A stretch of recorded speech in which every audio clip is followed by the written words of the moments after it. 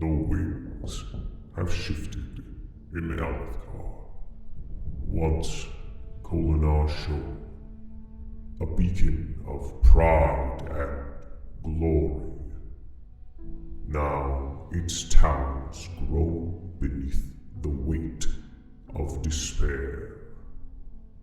Its people whisper of shadows moving in the rain, of oaths long broken beneath the thunder's roar. 4 souls drawn together, bound by threads unseen. An investigator chasing truth through a city drowning in secrets. A thief, mercenary by name, but fierce of heart, determined to save the whole that scorns them. A fabric cloaked in falsehood, shaping light and metal, seeking to forge a better tomorrow before the storm consumes the present. The Vorin woman, staring defiance into the eyes of destiny, striving to become more than her world dares to allow. The city trembles. Cults, old and forgotten, whisper beneath the weeping stone. And from the tempest comes a call for those who would speak the last ideal.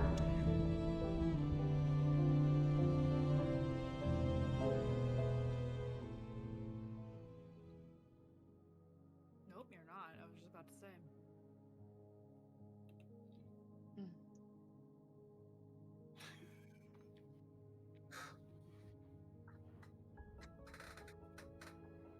Hey. I know, it's my fault. I brought the scuff. Wait, is everybody else coming through? Oh, great. Yeah. So I've actually hijacked the stream today. Welcome everybody back to another World Tabletop with another chapter in our new Cosmere tale, The Last Ideal. Aaron, Story Dad, is of course going to be your game master, and you're here with us, the players, because he has no power right now. Oh, did he get his power back? I think I did. Yeah. Hi, All right, everybody. and I'll pass the baton over. Yeah, it's me. How's it going? It just decided to not want my mic. Hi, welcome to Chapter 2 of The Last Ideal. Thank you, Lane, for taking the microphone. We are so back.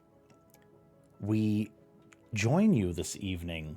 First of all, for those of you that are going to PAX, congratulations. I know that's coming up super quickly, so be sure if Brotherwise Games is there to tell them we love their stuff. But also, we are here tonight with the second chapter of The Last Ideal. We last left you within the home or business or seating area of one Tunavir, an individual that had sent, that is his name. That is actually his name. I've been saying it wrong for 7 days straight. It's Tunavir is his name, but he had sent out a missive in the form of a rather aggressive note that was shot at the back wall by Navali.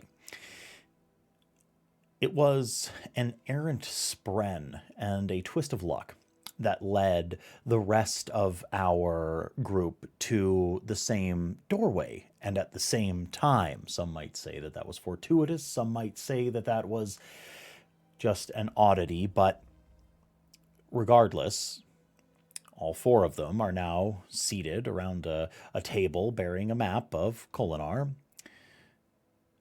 and they have been made an offer. This offer is for work. A collection of jobs that is to be completed in exchange for they don't know what. And so, I think we will pick up right there in this seating area. Tunavir looks to your group, regards you all. The older, very wizened-looking Thalen man looks to you all. Well,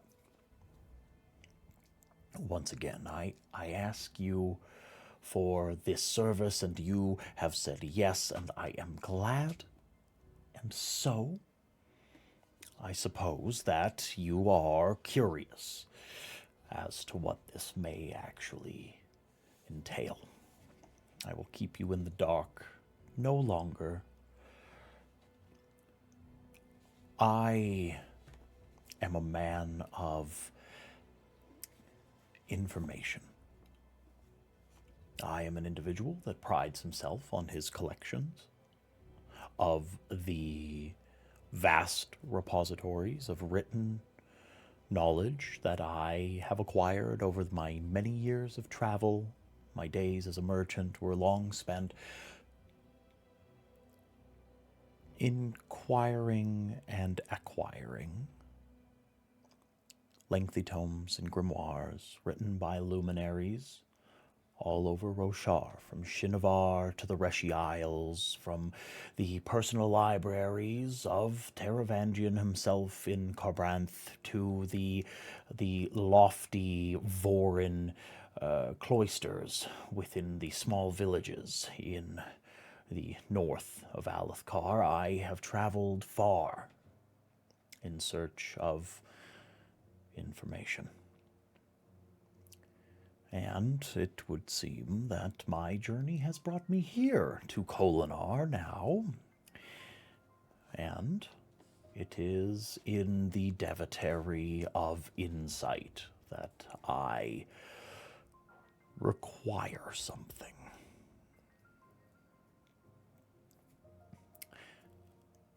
There is allegedly a translation.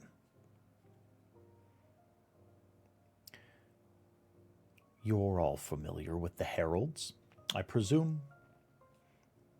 You know their names, you know their stories, you are familiar with the religions of this land of Vorinism and how it has spread so very far, and yet here within Kholinar we sit at its heart. And so it would only make so much sense that a translation of the works of one of the heralds would be here within the Devatary of Insight.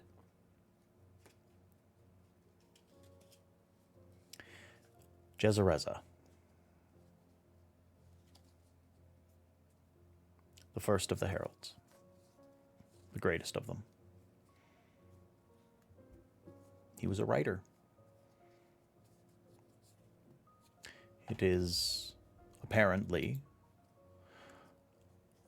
a hobby of the Ardentia, of the Devatary of Insight, to try to search for and translate, using the Dawn Chant, some of the earliest writings of the heralds themselves.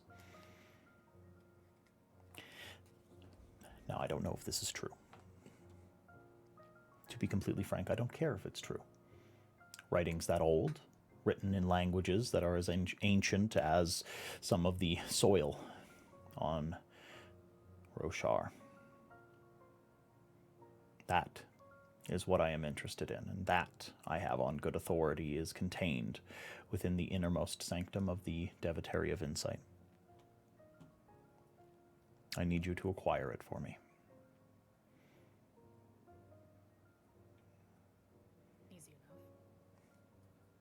I would not say that it is easy. You're going to need a point of contact on the inside, and the Ardentia there do not take this lightly. It will be behind lock and key. It will be behind guards. They are not to be trifled with. They are not simply your rank and file.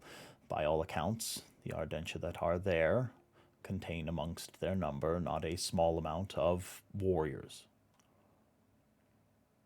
I understand, Navali especially, that you have an exceptional ability to infiltrate, but I believe it will take every ounce of you in order to gain what I ask for. In return, I am willing to pay you an incredible sum, likely more spheres than you have ever seen in your life.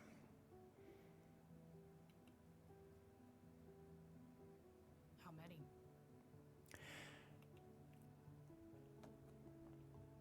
I will allow you to divvy it up the way that you want, but it sits at just over 1,200 marks, cut up between ruby and emerald and sapphire bromes.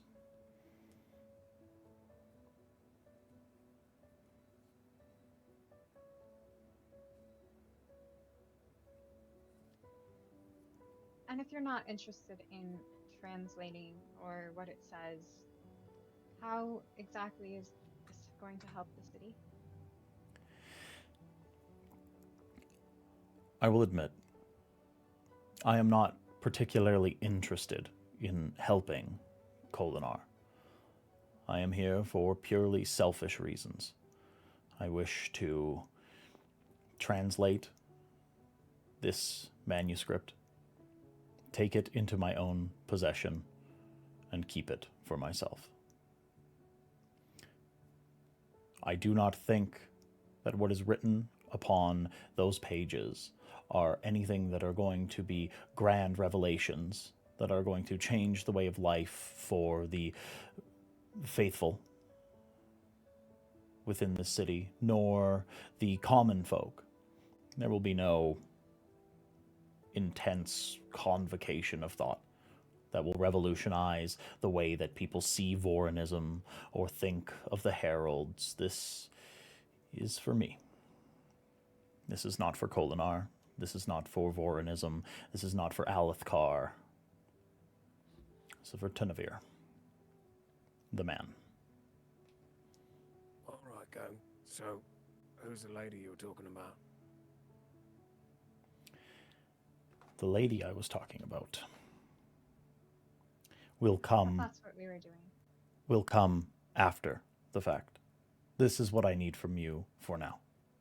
You are going to need money, and you are going to need my trust in order to accomplish any of this.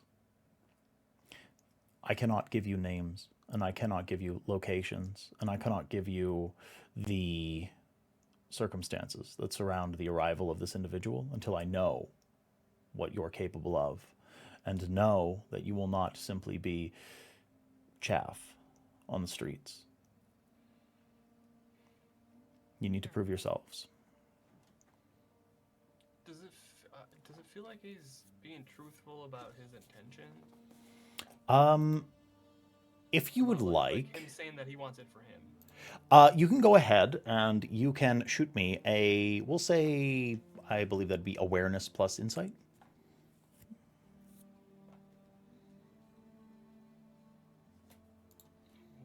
Yes.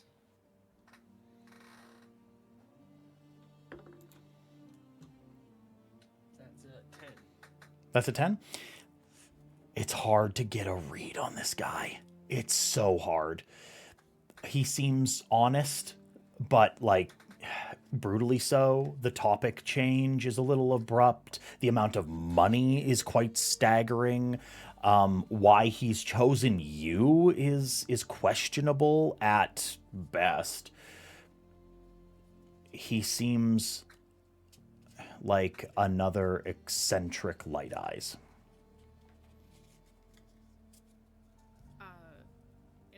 background of this. I've seen the symbol that was on his note before, right? You have seen that symbol. It's quite rare to see that very specific symbol, and it is usually temporary. You'll see it on a note meant to be burned. You'll see it. Like written in an impermanent media upon a wall. It will be like a tattoo on the back of someone's hand who you only ever meet in passing. It's very transient.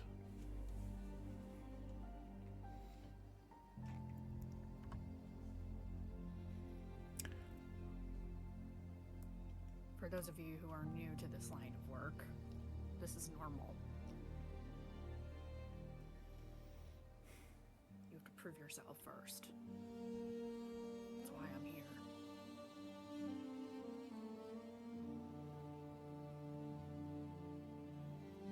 All right, Hooch. So, you say you know stuff, yeah? Yes. All right. So, on top of the spheres, which would be nice for sure, could you give me some information on something?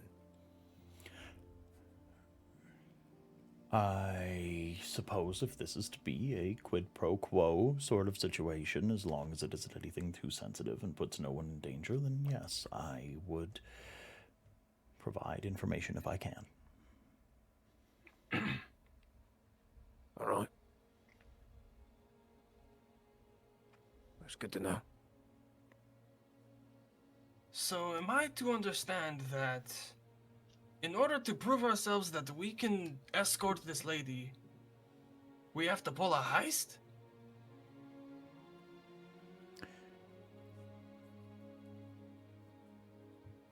I don't preferably like mincing words, but yes, that is quite literally what it is. You will be, to be ugly about it, you'll be robbing the Devotary of Insight, an institution of Vorinism, and very likely putting yourself and your loved ones in danger should you be caught.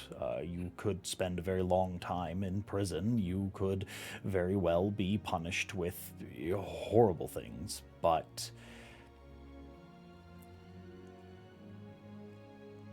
I need you to trust me, and you have no reason to.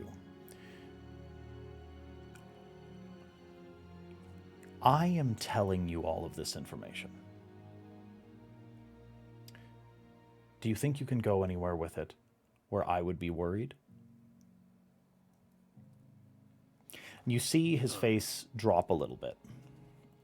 He had a very friendly demeanor for a long time, the majority of this conversation. You were brought here by Navali, whether that be through a twist of fate, whether that be through some sort of grand moment. If you walk away from this, after you have already agreed, I can no longer guarantee your safety. This isn't what I agreed for. He smiles, and it is foul and greasy.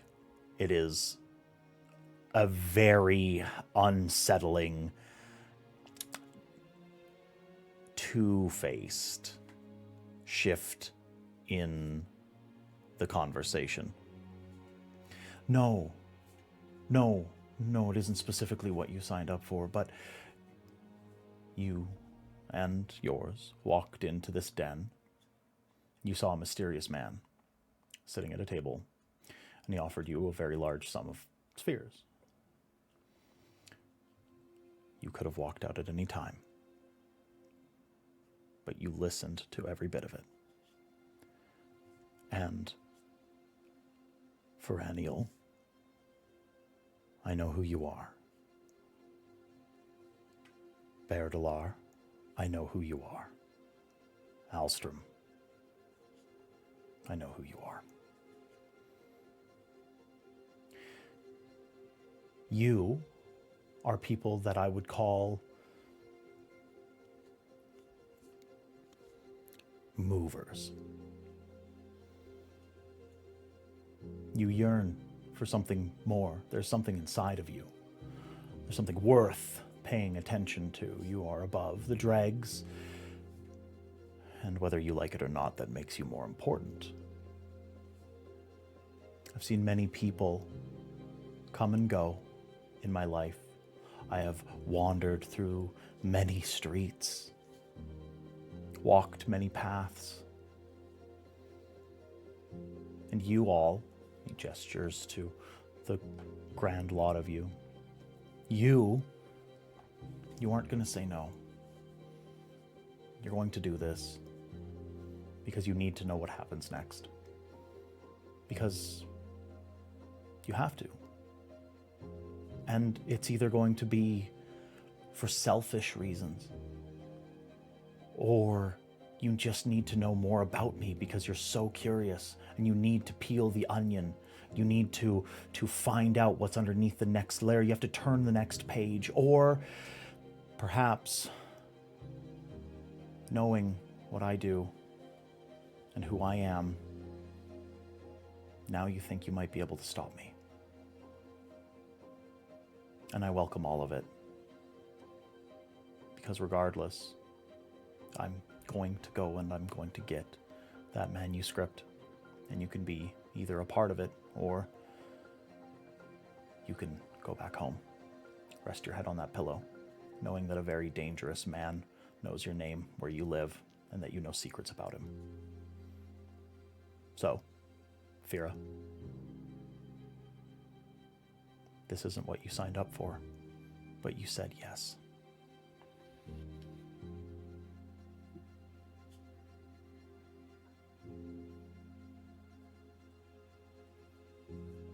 How soon do you want the manuscript? I'd like it within a 10-day. I can do that. Right after an Arden just got murdered publicly in the streets. Well, that's a little bit of a wrench in the works, isn't it? But yes, they'll probably be protecting lives instead of books. That's convenient to me. Be on more alert. For books? Probably not. So, let me get this straight. You call us in here, somehow, well, I mean, we show up by some act of the gods or something, sure. You want us to steal something for you. But you also tell us that it's for the good of Kholinar, and that there's somebody coming and we have to be ready for it, and there's so many, levels to your mystery and intrigue, but what is really in it for you? I understand you want the manuscript, but what after that? What is it?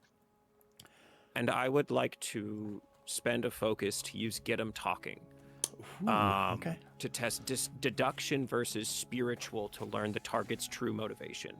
And Okay. I would also would like to let you know that I have Baleful, so in order to resist my influence, a character must spend an additional focus equal to my tier.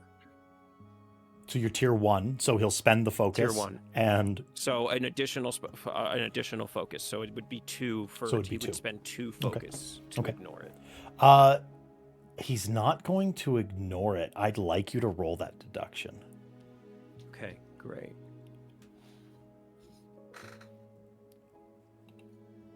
That's pretty good. 19 versus his spiritual defense. A 19 versus spiritual defense. Okay. You catch him. You're pushing. You give a little bit of a force of personality. And he smirks.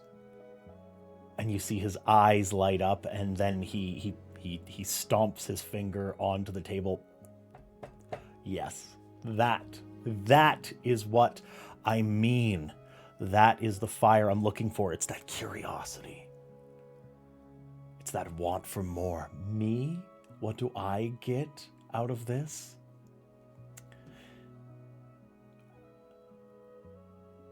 I need to know what's beyond this place.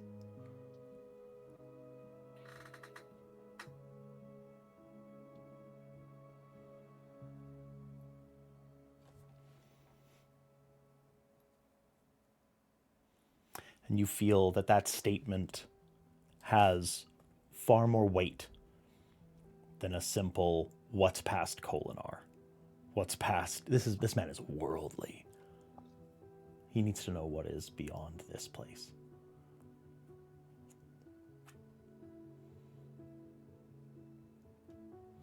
I've always wanted to do a heist, so this is a good excuse, I guess. If you need a justification, I'm also paying you a large sum of money. And if you'll notice, I've put very few restrictions on you. Tell who you like. Go ahead. Speak to who you want. Get in touch with your contacts. Be free to do this how you would like. I merely care about results.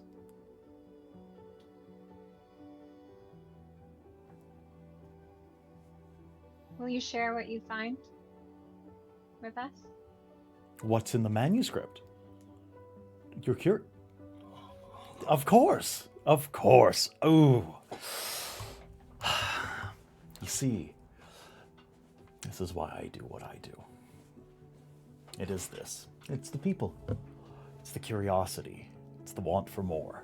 It's that sweet, delicious next step. And it's finding out that strangers that wander into your home truly do prove to be more than the sum of their parts. I have a contact for you. And he pulls out a little book. There's someone that I have at the Devotary that will give you a little bit of guidance. They are a translator themselves and have worked quite literally alongside others in order to translate similar manuscripts, though none of such gravity, but his name is Vorndal Urcrest. He's a member of the Ardentia, and he will be able to assist you. I can set up a meeting whenever you like, but I suggest that that meeting come very swiftly before you actually physically go to get the manuscript. Now, if there's nothing else that you all need, I would like to retire for the evening.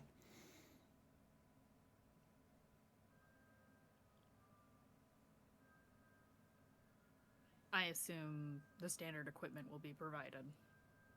Well, I mean, rope and grappling hooks and knives and any armor or weapons that you wish, of course. You may come here and be provided with such.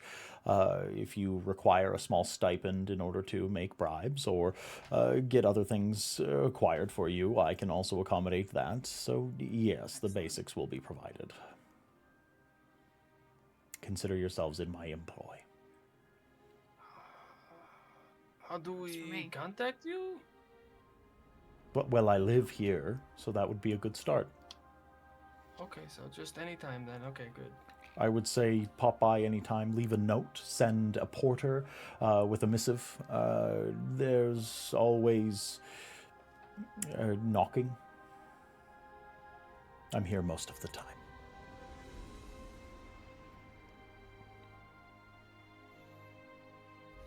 Thanks for the cookies. They are quite good, aren't they? Nev just kind of squints at the rest of the party like, amateurs. So, I presume you all leave his domicile for the time being. do you go and speak to one another? Do you go your separate ways? What is your next steps? I mean, I think we should talk about this. We Perhaps not on the could street. all go to my shop and talk for a moment. I can close the blinds so no one sees us. And deliver the cookies. Yes. And figure out exactly what your sister knows. Yeah. You want to come with us? Navali? I suppose so. We're working together now, so. You all make your way to Alstrom's shop. Uneventful. The more important events within Kholinar are sort of taking up the time of the guards and the different bureaucrats that are throughout the city. A lot of the shops are closed for the evening, being it is that time of night, and you eventually make your way back to the shop. You, if I remember correctly, left the shop locked, and a swift set of knocks. Or perhaps does Alstrom use his key? Oh, yeah, pull out my key. You unlock the door. Your sister is standing within the retail actual shop area, and she looks to all of the people flooding into the shop. Why? Why? I got the cookies. No, Don't worry. I'm so... It's okay. Who we will are... explain. Who... Why These is he? are my Why new is he friends. back? Why is he back? And she points to Bear and why and is our looks to Navali.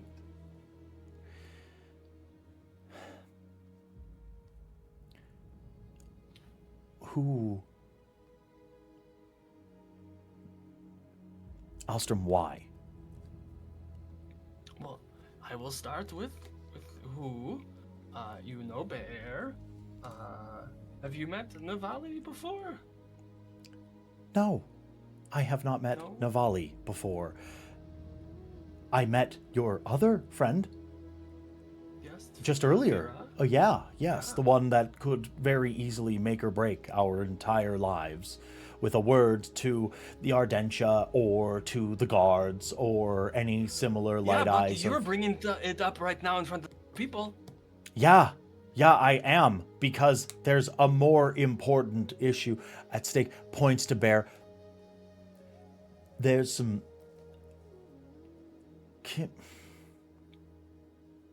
Everyone sit down.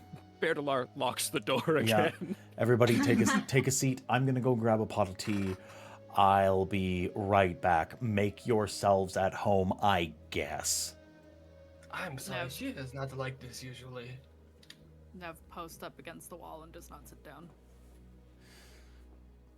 A short time later, Bear just real quick grabs out another flask and takes a nip and then offers it to, well, anybody who wants some. I'll pass. Alstrom's sister comes back. Can you remind me her name really quickly? Shahir? All sheer. Alshir. Alshir comes back with a pot of tea, takes a seat, pours a mug for everyone, sets it out, grabs a cookie, starts eating it. She's clearly like wide-eyed and staring daggers at Bertalar of all people here. Okay. No, if you're gonna be here, let's be here. What now? Yeah, what's this about?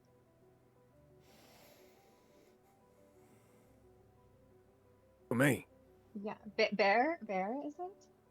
Oh, yeah, no, I'm Bertalar. Gerard, nice to meet you. Properly. Did you tell my brother or your companions about the... Well, we've been really busy, actually. Okay. I also don't know what it says on the note, so that's kind of why I'm here. You recognize the name that I said, right? You storming idiot. Is that... No, I know the name. I recognize the you name. recognize How do you the know name? the name? How do I know the name? Oh, just the rather infamous group of strange religious zealots that have apparently heralded in a new era of worship of Knights Radiant. Yeah, them. Wait, I'm those sorry. ones. Is What? this a known thing? No, I don't think so. I think this is. I want to know how the hell how in damnation you know this. When I've heard the name. That's it. When I came to Kholinar, it was just a rumor. Something that people talked It's about in just a rumor. bar rooms. The Sons of Honor, folks. Yeah, do any of you know who that is? Because I really don't. Do I know who that is? You know what? From Navali, I think, given your... You know what? From Fira... Anyone here, actually, you all have the appropriate cultural knowledge. I will ask for if you've heard rumors, or anything like that. We're going to ask for, I think it should be a lore. I think it'll be intelligence plus lore.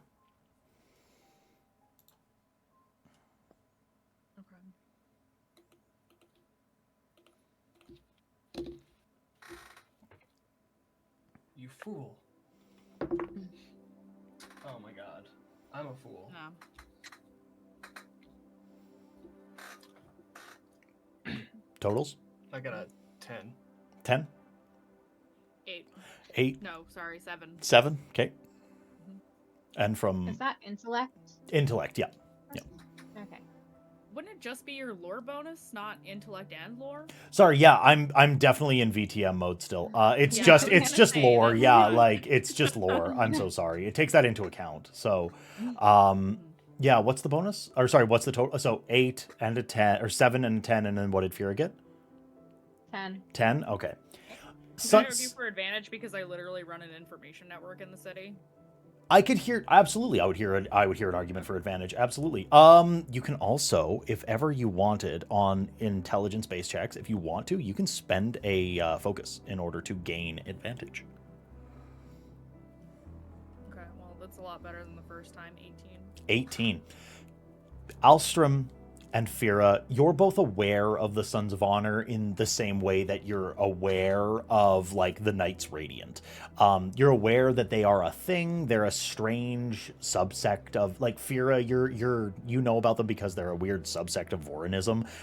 Like, they seem to be, like, genuinely trying to shepherd in the Knights Radiant in some way. And other than that, and that might even be just a rumor. And Alstrom, you're fairly certain that they're that they're in the same vein, that they're like somehow associated with the Knights Radiant. You know that the Knights Radiant are coming back. You know the stories of Dalinar and such. That's about it. You know, you've heard in passing. You're like, yeah, have you heard about the new group, the Sons of Honor? They're a group of rough and tumbles that, you know, will beat people over the head if they don't agree with their views on the Radiance. Nev, however, you've gotten a fairly inside track within the city on the Sons of Honor. You know that they operate here. You're certain that they are connected to the Shattered Plains in some way, and you have ran into their agents while on jobs. They do protection work for people. You know this. And they are well funded enough to have half shards. You know that. Those are the things that you know about the Sons of Honor. You're not entirely sure about their political affiliations. You know that they're probably tied to a High Prince since they come from the Shattered Plains, but besides those things, you don't actually know. So yeah, those are the things that you have been able to drum up through your life of skullduggery. So that's who I'm talking about. Alshir says, I'm talking about the Sons of Honor. They're connected to the Knights Radiant. They're dangerous. They live here. I'm not looking for trouble. Our life is good. I don't want people to know that we associate with people that are hunted or are hunting them, that associate with them. Oh, you're in for some trouble, lady.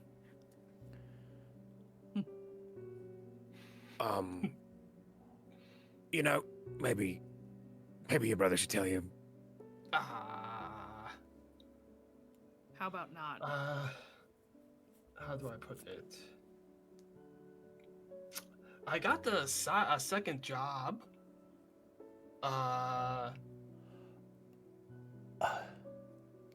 Doing community service for he's a Thalen, a fellow. It's how much? And I look over to my companion and say, "How much should we?" So, Nothing at all. Alstrom's gonna be working with me, doing some information gathering, for a wealthy patron, for some extra spheres. So we're probably gonna be around a lot.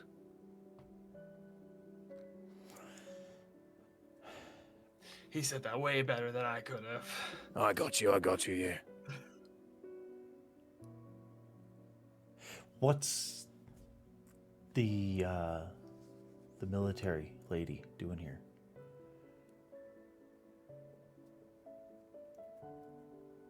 Military league? I'm sorry, I don't know ranks or anything. I just aren't you a little highbrow for all this? With all due respect. That's what I'm wondering myself. Yeah. And she's gonna like shoot a glare at Bertalar.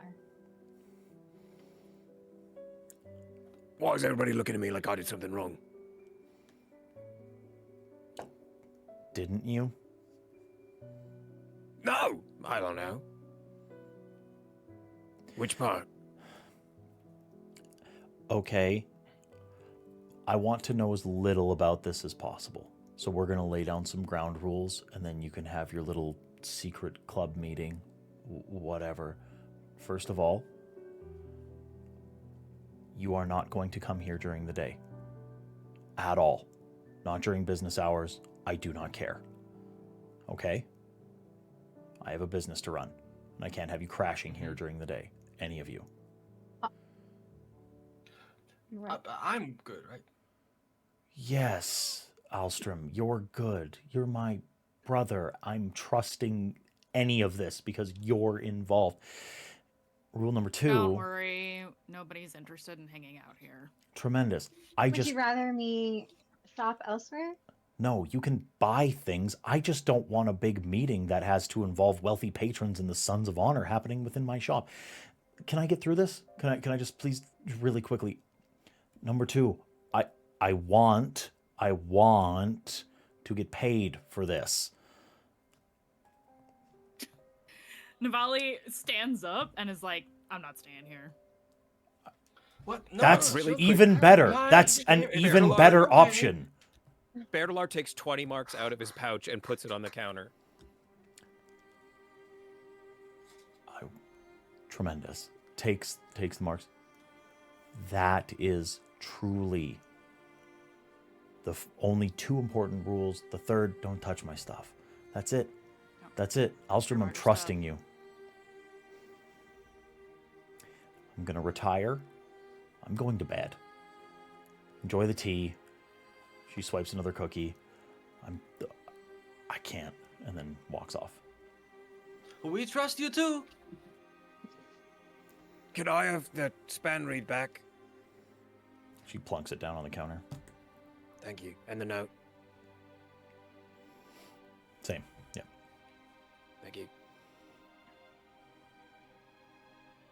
Digging too deep again, are you? Bertalar. What do you mean digging too deep? I didn't do anything. I'm just doing my job. Also, could somebody who reads please just read this for me? I don't know what it says. I'll snatch the note out of his hand and look at it. Thank What does it you. say? The note, it is scratched in a hasty hand, and it says very simply, you have picked up the package. You are to deliver it to the shipping and receiving of the palace. Once you make the drop off, you will be paid. We will be in contact very soon. There is a member of the Knights among you. And then it says, in a language that you don't understand, the signature. Like, it is signed by someone, but it is a word that you don't recognize.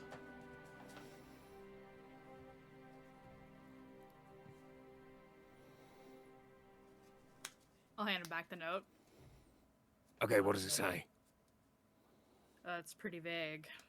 Picked up the package, delivered to the shipping receiving area of the palace. We will contact you soon.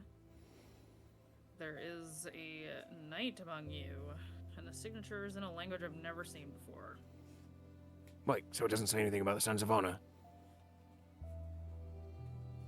Yeah, what part of this screams Sons of Honor? You'd have to imagine the symbols that you don't recognize. I point to the symbols. I think this part, but I don't. Okay.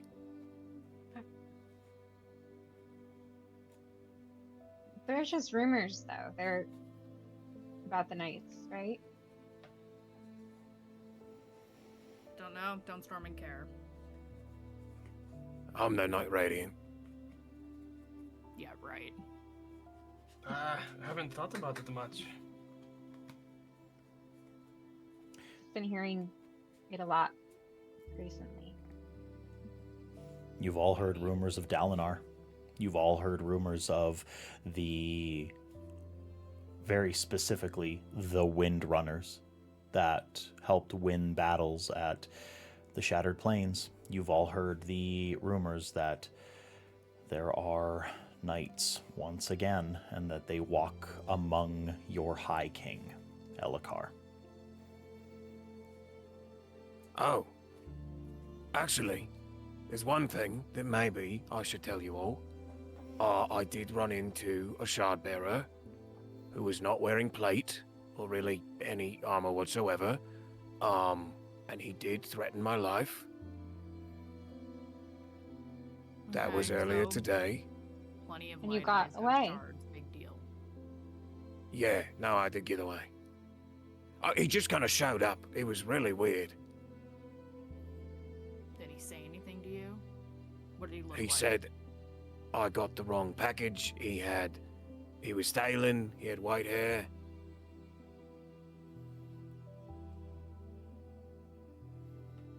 Big, long sword.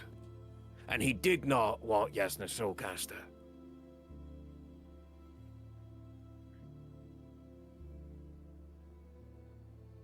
I have so many questions. You found the Soulcaster, but you didn't want it. No. He said it was the wrong package.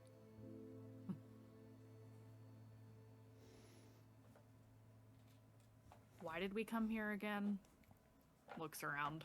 Wouldn't this have been I better needed my done in note. a tavern? We were going to talk about our next steps. You want a drink? I can go get a drink. I have. I'm gonna make one thing clear. If your little witness upstairs makes any trouble, I know where you live now. And even Polly, if that's I not didn't, polite. Tanavir would tell me. You know what's not polite? Barging in on my storming job. Now I have to split the money with you all. Like you could have done it yourself Not anyway. much. I was the one who was picked, not you. Well, we were picked by something, because we showed up.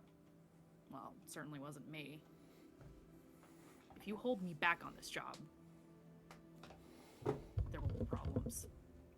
I'm not even comfortable doing this job. How are you? You don't get it, do you? You have this lofty idea of me. This is what I do. This is who I am. And if you don't like it, you didn't have to stay. I got threatened too.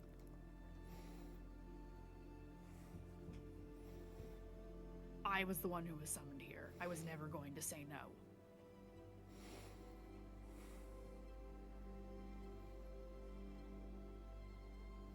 This is my chance. Your chance for what? For more. Through stealing from the Ardents. That's how you're going to get more. Oh, I've done a lot worse for more.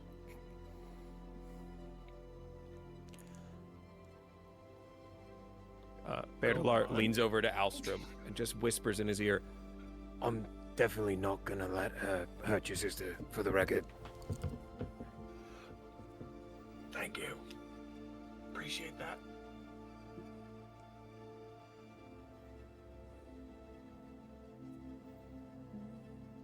Oh, if you bow out now, So, I'm not gonna I stop guess- looking for you. What is our next move? I've never done a heist before, actually. It's not so Meet the hard. contact. Meet the contact. Figure out what he knows. I can scout the place.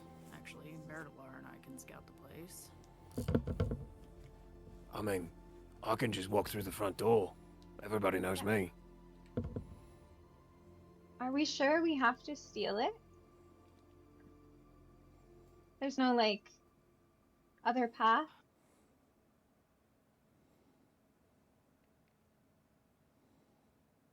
Do you have time to copy a manuscript by hand? Because unless you do, Depends on how long. yeah, I don't think it's gonna be that easy.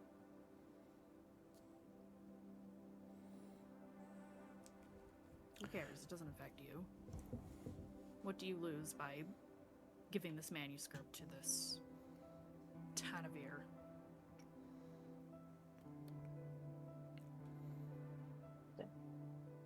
Doesn't feel right stealing it. Once again, I remind you that you were offered a job and you decided to stay. To Why? be fair, he tricked me. He tricked all of us, and we should all be upset with that. Tricked.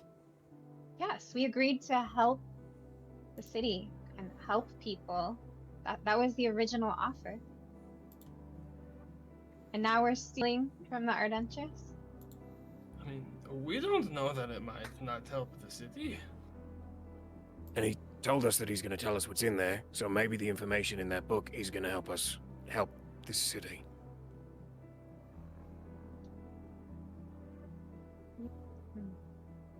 At least it's not an I don't trust assassination. him. I'd much rather steal a book than kill someone. I don't trust him. I mean, I don't really trust him either, but might as well keep him close. Okay, I have an idea. Navali, Yeah. you want to scout out your way. Veronial, why don't you come with me and we go in the front door like good Vorin people or whatever. You will help me with that, I think. I'm sure we can come up with some kind of something to tell them that makes sense. I mean, I could be there for a job, gathering information. You can make me look not like a jackass. And, I don't know, Alstrom, what do you do?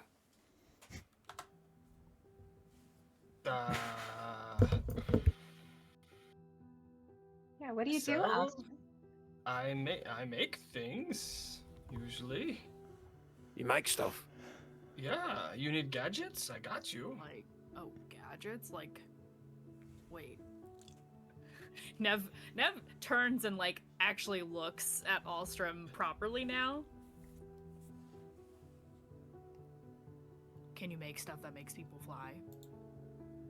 Can you? I am actually working on that. Not yet, but Can you track a fabrial? Can you track a span reed back to its other half? It's at that moment that you feel a very distinct buzzing coming from your back left shoulder, and this is Alstrom. You feel, yes, this is good. This is good. You're making friends. I wish I had friends. Do we hear this? You all hear a muffled whispering coming from the back of Alstrom's shirt. What is being said, incomprehensible. But you do hear muffled speaking coming from the back of his shirt. Yeah. No, it's good. Tell them how to fly. I like move over there and like look behind him because I'm like, where is that coming from? Sure. Can I, as you like try to shift behind Alstrom, can I get a real quick awareness? Oh boy. Sorry, not awareness. Hey. Perception. That is 17. A 17. You see a swirling pitch of patterns and lines and odd. It looks like a very disturbing geometric void that is swirling on the back of Alstrom's shirt that shoots in behind Alstrom's vest as you look at it.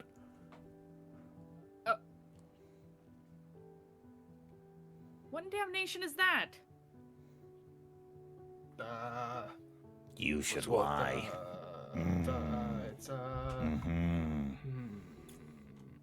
It's a little spren friend I made. Oh.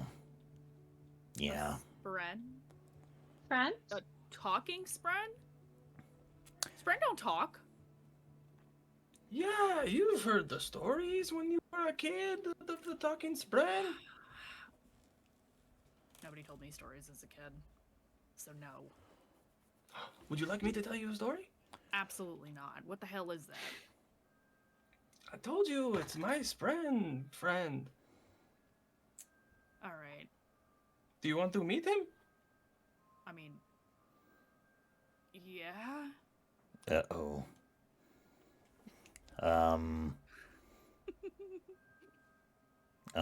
Do I come out? I come out now. Okay, I will. Just come on. Okay. Come on. And you see this indent on the flesh and the clothing of Alstrom come rushing down and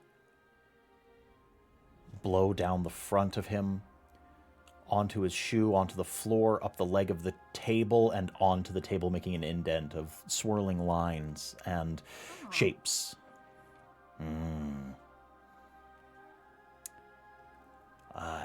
Sorry, friends, this is Wave. I am Wave.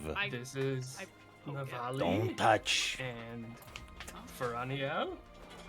And I'm sorry, what was it again? Bear Dalar. Talking Spren. You can call me Bear if you like. Oh.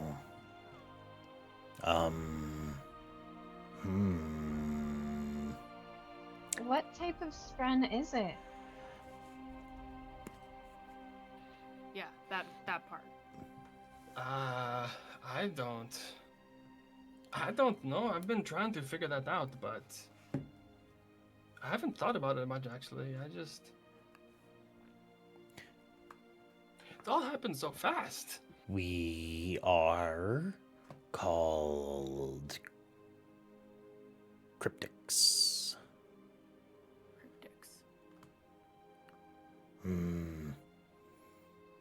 Questions and lies and answers and math.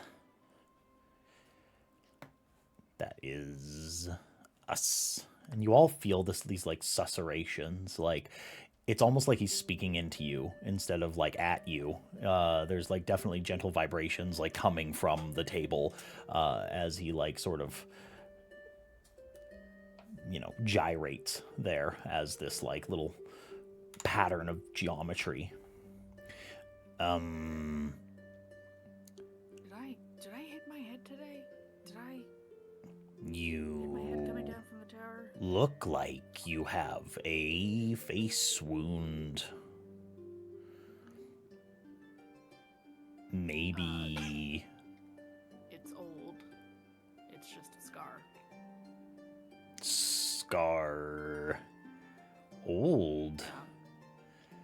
You're old. No. Not Wave. Come on, you don't say that about a lady. I That's don't rude. think they are a lady. I think they are a liar. And a Nev is sneak wearing men's clothes. and a scary master of the Sorry, you don't just say duplicitous. people are old. That's rude. It doesn't matter Alstrom him or is her or they. old.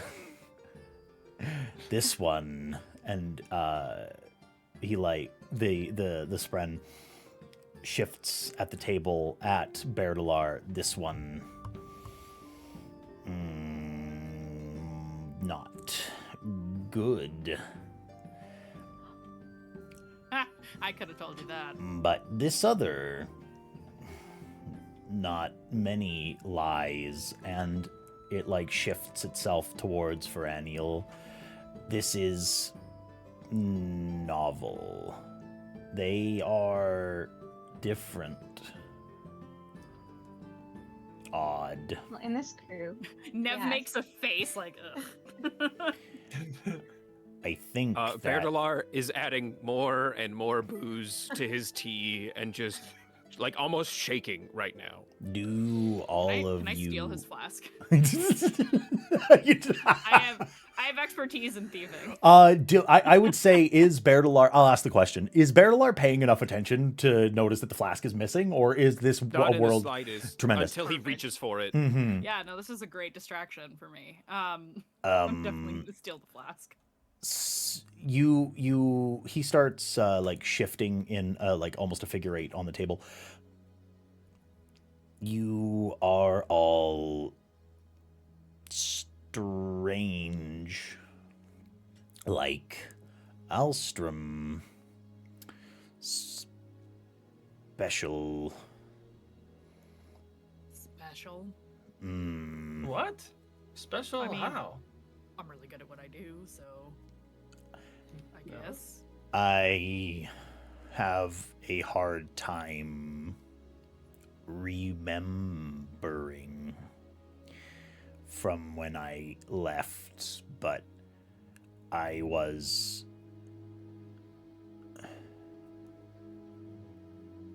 given lessons on humans because Wait, there was many before. there are more of you? lessons on humans? Many lessons.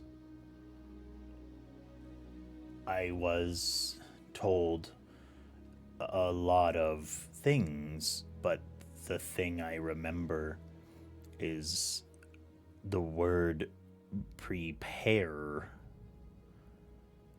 and to find my special person.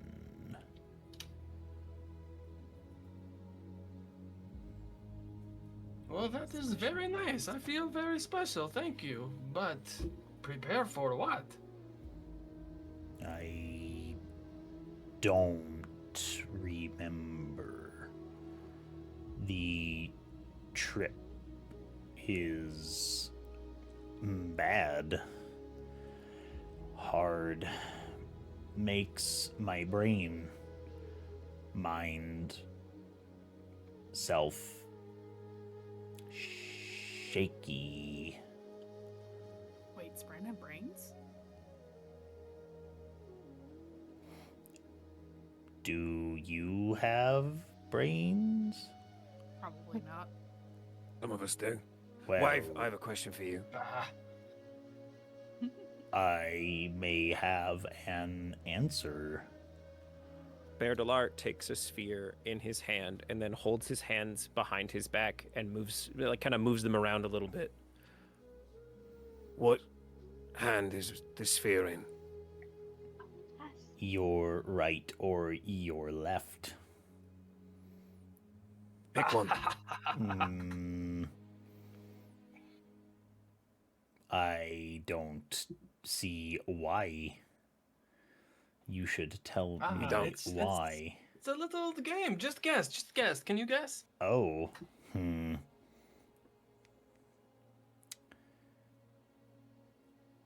The second that you encourage him, Alstrom. Actually, I have a really good question for Berlar. Is this a dun sphere or a lit sphere? It would have been in the pouch. The pouch that of he took, marks. So Tremendous. So they're lit. They haven't gone done by lit now. sphere.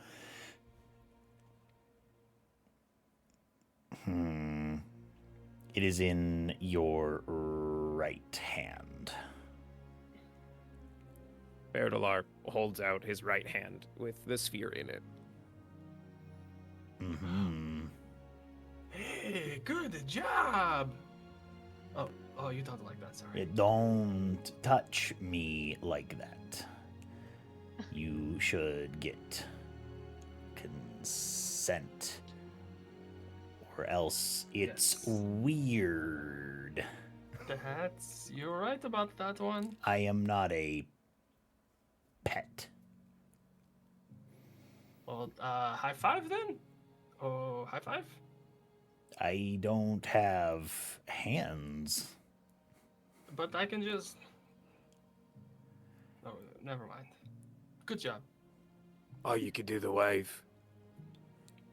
Oh. I guess. Why did you ask which sphere was in your hands? Oh, I just wanted to see if you could figure it out. That's all. Did you just guess or did you know? Wave. I just guessed. Oh. But you You also say lying. you lie. Yeah. If you Wave, tell the truth. I always tell the truth. Every That sounds like a lie. time. Fascinating. You all came here. Why? What was the reason that you came back to here with Alstrom? Deliver cookies. And to pick up my stuff.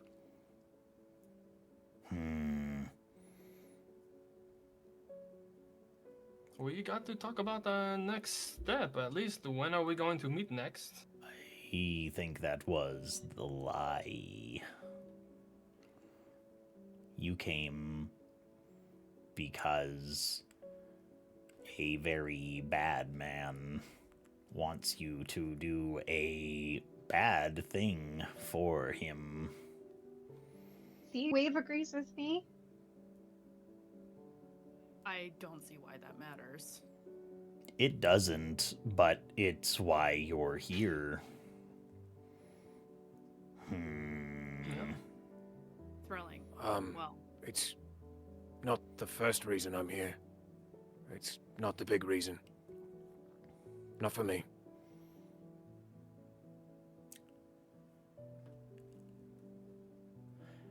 well, and I'm gonna set the flask down on the table, empty now. Hey, What? I'm giving it Is that- back. I didn't steal it this time. Not permanently, anyway. He's back in his pocket, a little sad. Yeah.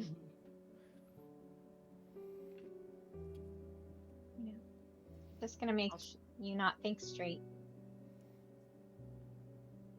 I haven't been thinking straight for a long time.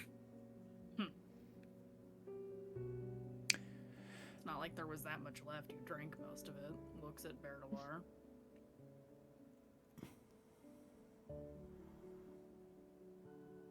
I have work to do. Yeah, me too.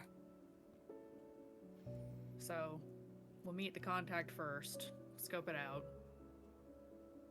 Lesson number 1, if you're gonna do jobs like this ever again, No. always double check the intel. You say that, but little Miss Goody Two Shoes over here, you stayed. I was All you had to threatened. do was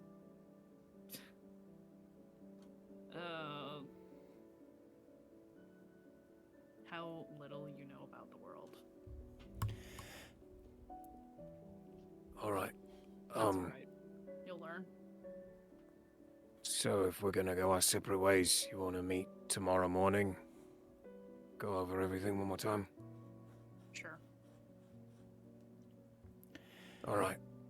There's a bar called the Spark Flicker in the Hadaz Quarter. Tell them Berdalar sent you. They'll send you downstairs. Okay.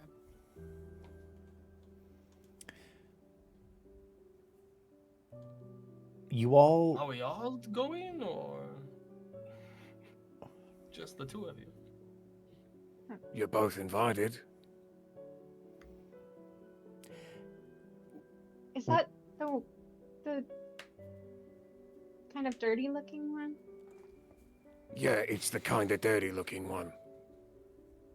Hold on, let me check your eye color again real quick. Brightness looks at Fira. Yeah, wait a minute. I'm the only bright lord here. You all have to be nice to me. When have I ever been nice to you? Joke. Yeah. I don't give a shit what color my eyes are.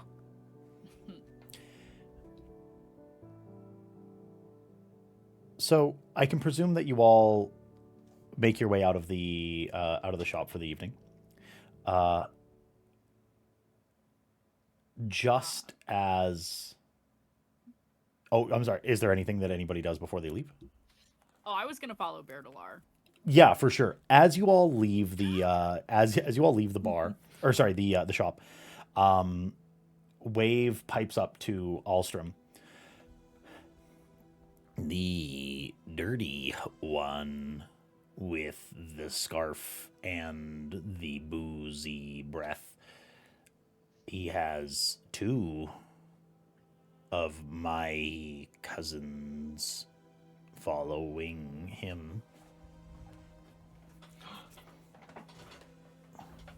Wait, what do you mean cousins? Like little spirally shapes like you two? No, they looked like clouds. But they don't want him to know yet because he's being bad, I think. Okay, I will not tell anybody, but thank you for letting me know. Well, that's what big friends do for one another. It is what big friends do for one another. Thank you, Wave. Need a flask like him. He looks cool. And we're going to fade out from there. And then Berdalar and Navali are you following him or are you attempting to meet with him? I'm following him. Oh, you're just following. Mm-hmm. Is Berdalar doing anything? Okay, I'm going to switch scenes real quick if that's what we're doing. Okay. So here's my question. Is Berdalar doing anything in particular to like obfuscate his travel? Is he trying to do this like surreptitiously? Are you hiding what you're doing? Where you're Is it going?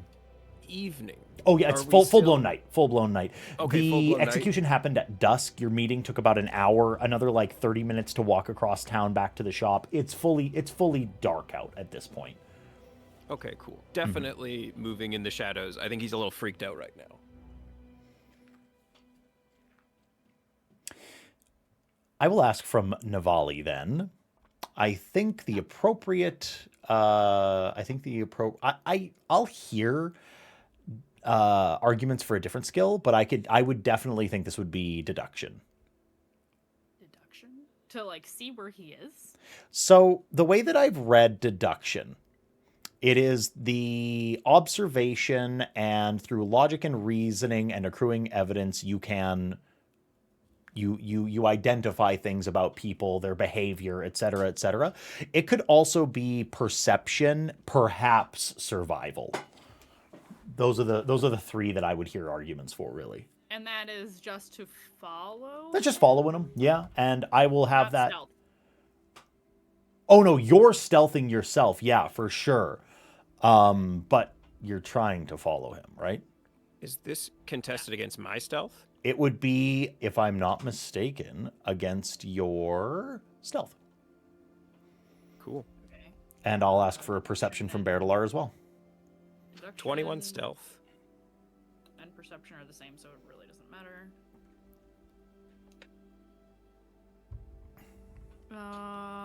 Nope. That is a 8. Okay. So, wait, I'm sorry, on your stealth or on your perception? Deduction. On deduction. Okay. So, I will ask this then. At what point during this travel does Bertilar lose Navali?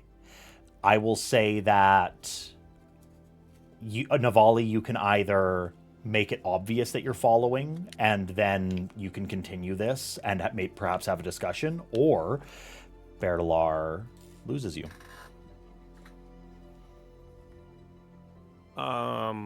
If I know, right? If I know she's following, I think knowing that I could lose her in this moment, I'm going to choose to let her tail me.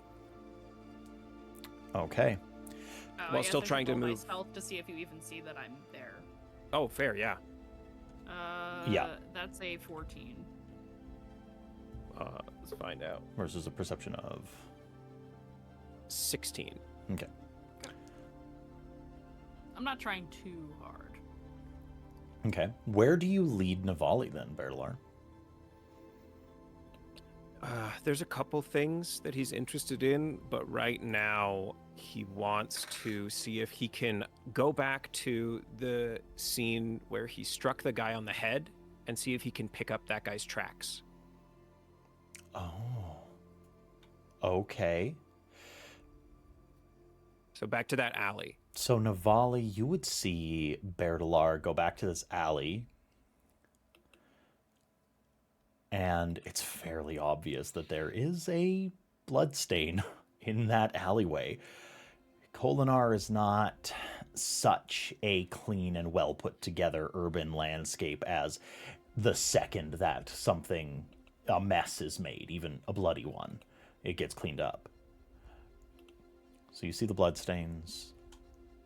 You see Bertilar. He's looking. I'll ask for a deduction from Bertilar.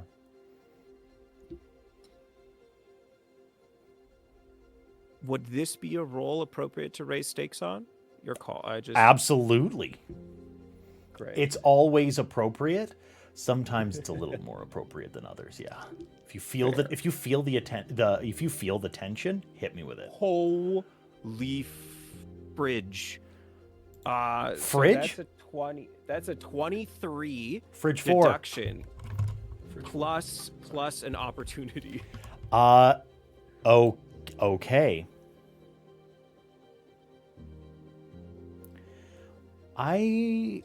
Do you trust me? Yes. Okay. You pick up a trail, for sure. You notice the drips and drops of blood leading off in a pretty obvious direction. Of course. It's Navali that picks up off of that opportunity. You start making your way off after this blood trail. Navali, Yep.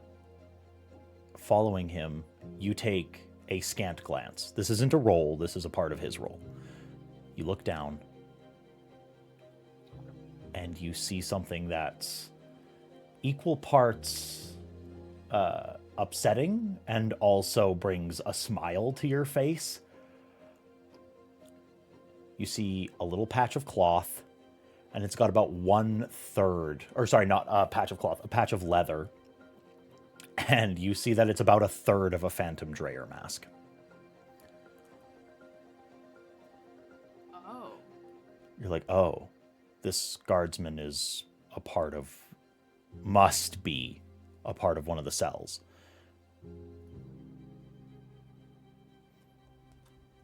I think while Bear is distracted looking at this trail, that's when I'm gonna drop down from the rooftop above, and I'm gonna pick up the leather scrap.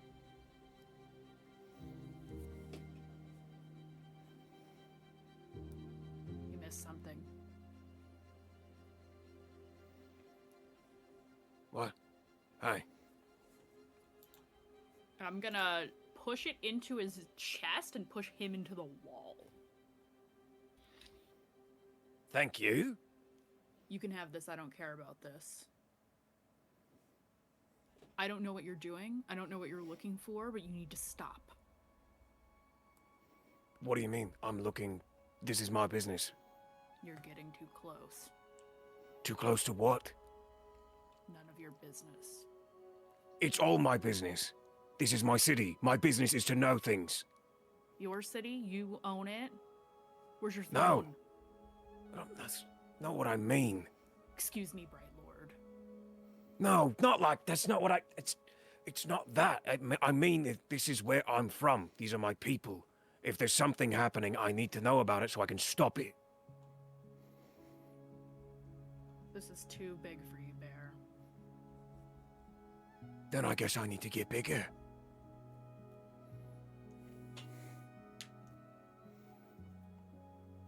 One of these days, you're gonna dig too deep, and I'm not gonna be able to save you. Then tell me what I'm digging into. Just give me that. That's all I'm asking. I'm gonna look around to see if anybody else is here. Give me a perception. That's a dirty 20. Okay, one moment.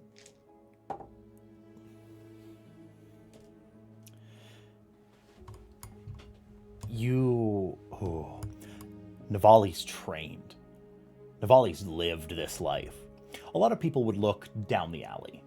They would look for, someone walking by with a suspicious figure on their face. They would you would look in the typical spots that a commoner would look for danger.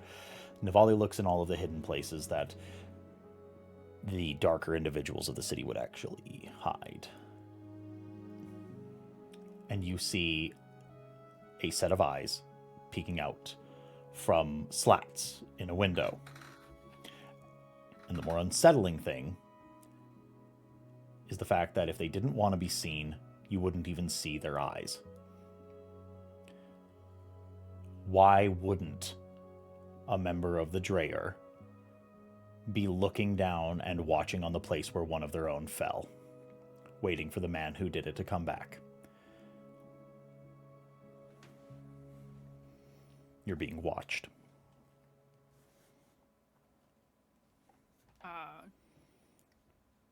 I'm gonna draw a dagger. You're gonna come with me right now. Don't say another word.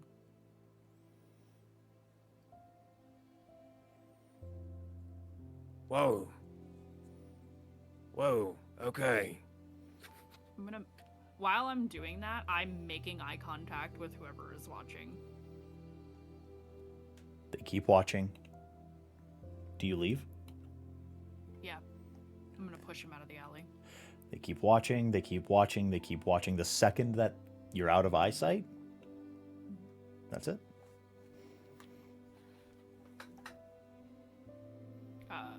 When I shove him away from me, I'm keeping the leather, and I'm gonna tuck it away. I was gonna give it to him, but I take it back. You're being watched. By who? My people. Your people. Are you working with the Sons of Honor now? Is that what you're into? No. Well, he was. You stumbled into more than one mess, it seems. So he was one of yours, working for the Sons of Honor. It's not that simple. It seems pretty simple. I think you've stumbled into two different events. I don't know for sure, but even if it is one of mine, you don't want to go after this bear. Okay. How about we make a deal? This is your territory, your neck of the woods. You look into it for me. You want me to investigate my own people? Just the ones who are working for the Sons of Honor. Figure out who they are, tell me. I'll owe you one.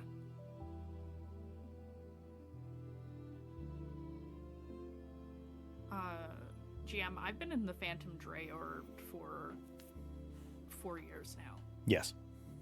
Am I aware that usually those who are tasked with jobs don't know why they're doing what they're doing or for whom?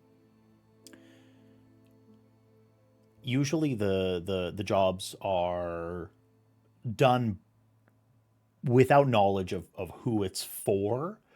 Unfortunately, in a missive as obvious as this, there is something else going on, and it is way out of protocol. This also raises questions for you. Openly doing business with another faction usually is someone stepping out of line to line their own pockets. It's something that's dealt with internally usually anyway. I'll consider his ask for a moment and say, fine. I'll look into it. And you'll let me know what you find. Yeah. All right, Jordana. I owe you one. I expect you'll owe me a lot more by the time this job is done. I believe it.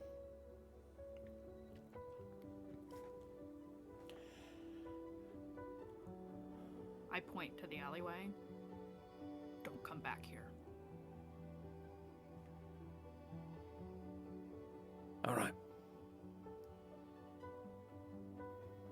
I need a drink anyway. Nev's gonna disappear into the crowd.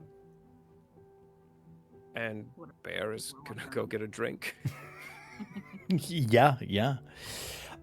Okay. If I'm not mistaken, that's about time. We should go and take our human break at this point, folks. Sweet. Hi, everyone. What a tense first half of our chapter tonight. I just want to tell you thank you to everybody here for, first of all, sitting through our technical difficulties at the beginning and also sticking with us the entire time. Thanks for the bits. Thanks for the subs. Thank you for everything that you're doing. We are going to be back in 10 minutes. But first, I got to ask you, go tell your mom, your dad, your sister, your brother, your mail delivery person, your local congress person, every single person that you know that Another World Tabletop is live playing the tabletop RPG, the Cosmere RPG made by Brotherwise Games. We love all of you. And most importantly, tell your dog that we love them. We'll be back in a tight 10 minutes. Don't go away. Hi, everybody. We are back. Did you tell your dog that we love them? I sure hope so. It's the most important part of the night. Thank you. My cat too. Truly. So it is the morning of the next day.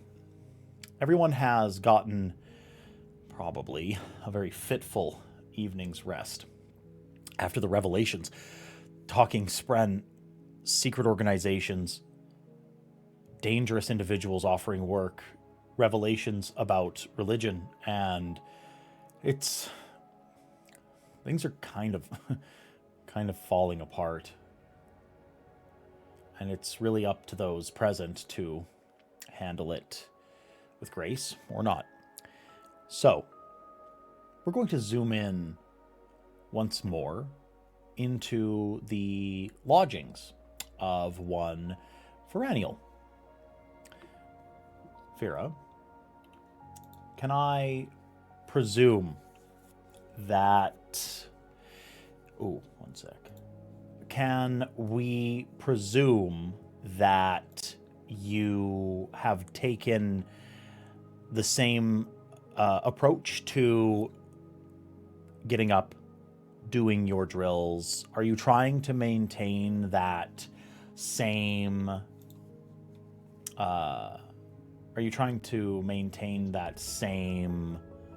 structure? Are you shaken? Do you care? Do you rush off to speak to Tirael? What are you thinking in this moment? So she gets up before dawn, like usual.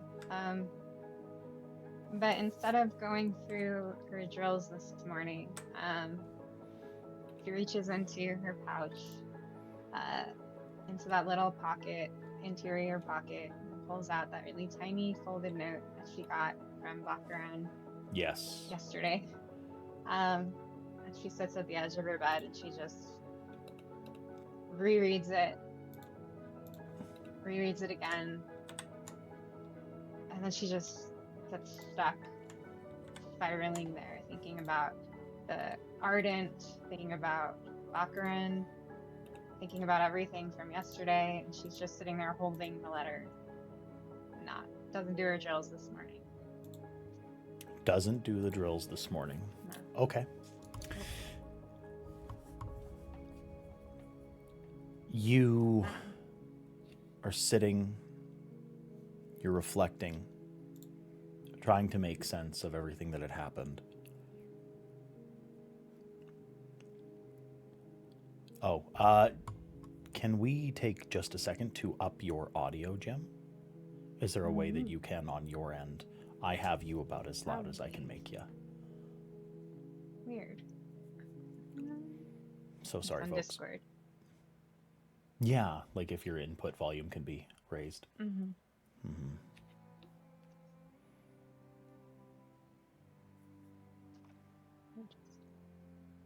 Okay, I raised the input volume. Does that help? You're coming through a little bit clearer for me, yeah. I don't know, for the folks at home, can we get a yes or no? For the audience. Awesome. My mic also keeps falling, so that's not helping. For sure. Thumbs up. Okay, you are coming through a little better. Cool. So, as you're ruminating, as you're thinking, you see a shadow pass in front of your door and stop there. And then a few moments pass, the shadow leaves, and then the shadow comes back, and then you hear a knock. The first time she noticed the shadow, the second she noticed it, she's gonna fold up the note again and put it back in her pouch. Okay. Knock, knock, knock, knock, knock, knock, knock, knock, knock. Gonna answer the door. You see a younger, perhaps 15, 16-year-old femme person, light eyes, wearing very intricately embroidered safe hand glove. You're not super familiar with what the noble house would be, but it seems as if they must be from one of the ones around here. They're wearing a fairly intricate, deep purple dress. They look at you. They look up at you. You being a few inches taller, even at the height that you are. This girl's rather slight. She looks up. Are you're Feraniel, right? Yes. Can I help you? And then she like looks left and looks right. Can I come in? Sure. Come on in. She walks inside and folds her hands in front of her, and she looks to you and says, "Hi, I'm Tira. I'm Tirael's daughter. You're working for my father, right?" Oh, yes. Am I late? Did I No, lose track no, of no, time? no, I'm so no, sorry. no, not at all, not at all.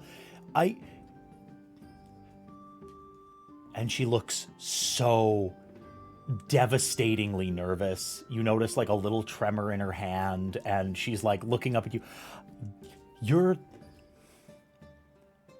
Then she looks down at her feet, and then up at her hands, and then up to your face. You're the woman that knows how to sword fight, right? I don't know where you've heard that.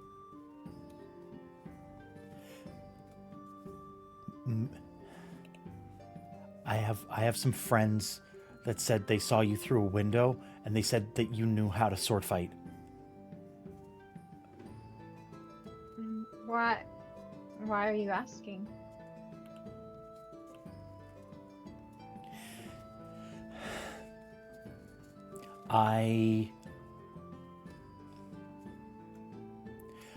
You okay? Is there anything I can do to help? She like looks back towards the door, and then she looks back to you. Kholinar's getting dangerous. She like steels herself. And I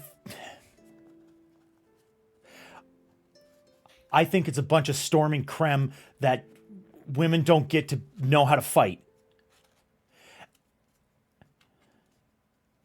Well, I don't agree with your language. I do agree with that sentiment. My dad says that it's not feminine that a woman learn how to fight. And he said that I should go and learn to be a writer or learn how to be an artist or some philosopher or some creme like that. I don't care.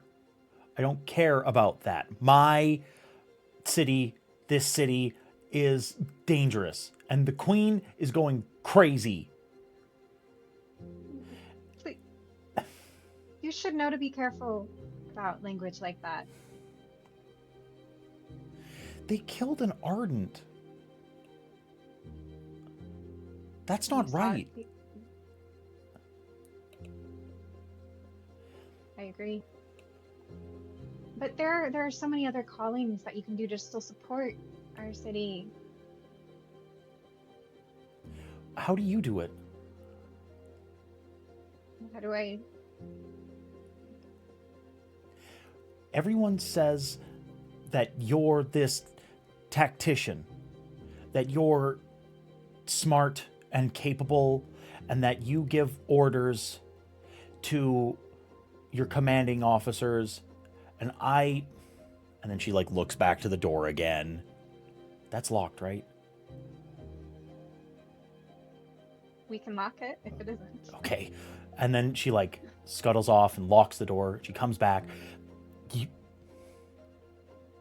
snuck into my dad's office and I read his dossier on you, and it says that it says you are the one giving the orders to the men and that they just enact them and then they get famous and they get all of the credit. And that's not right either. But how did you do it? You're dark eyes and you're a woman and they treat you like you're light eyes and all this acclaim, and it's because you're smart and you're capable, and I don't know how to use a sword, and my dad treats me like I'm made out of glass. And I just heard all these stories about you. They don't treat me like a light eyes, trust me. But I studied. I worked really hard to get here. They won't let me work hard. What do you mean they won't let you work hard? They put me in rooms with books and teachers. That's where it starts.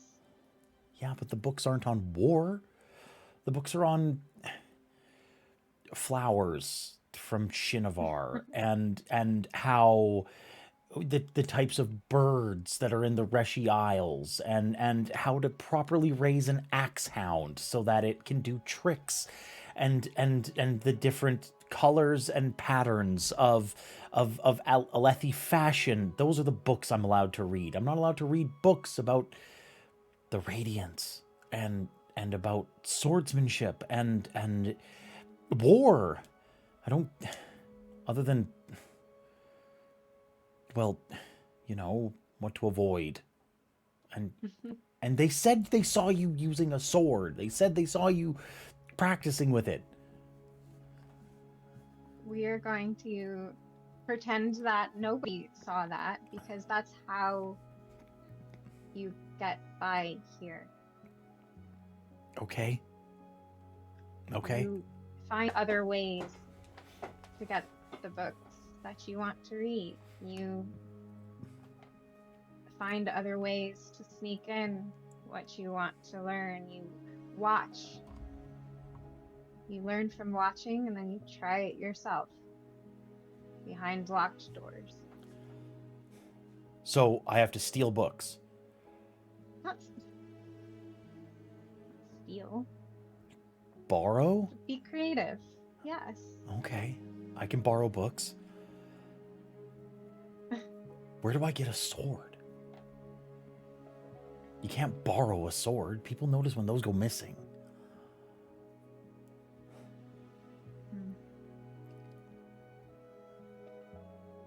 That's a good point. Would I know where she might be able to find the sword? Oh yeah. Oh, definitely. You're literally like, you have a line on like quartermasters and, you know, the rank and file soldiers, and you're like, oh, yours looks loose, I'll go and get you a replacement, etc., etc. There are ways to get weapons out of the Alethi war machine. They're common enough that you could definitely like give her tips and tricks and etc. Even a light-eyed daughter would be able to like, hey, all you have to do is bat your eyes at the quartermaster and say it's for someone else, and etc., etc.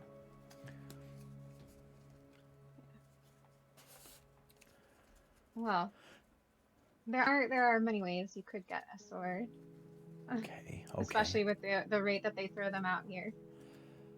But Okay. what are you gonna do with it? I'm gonna practice.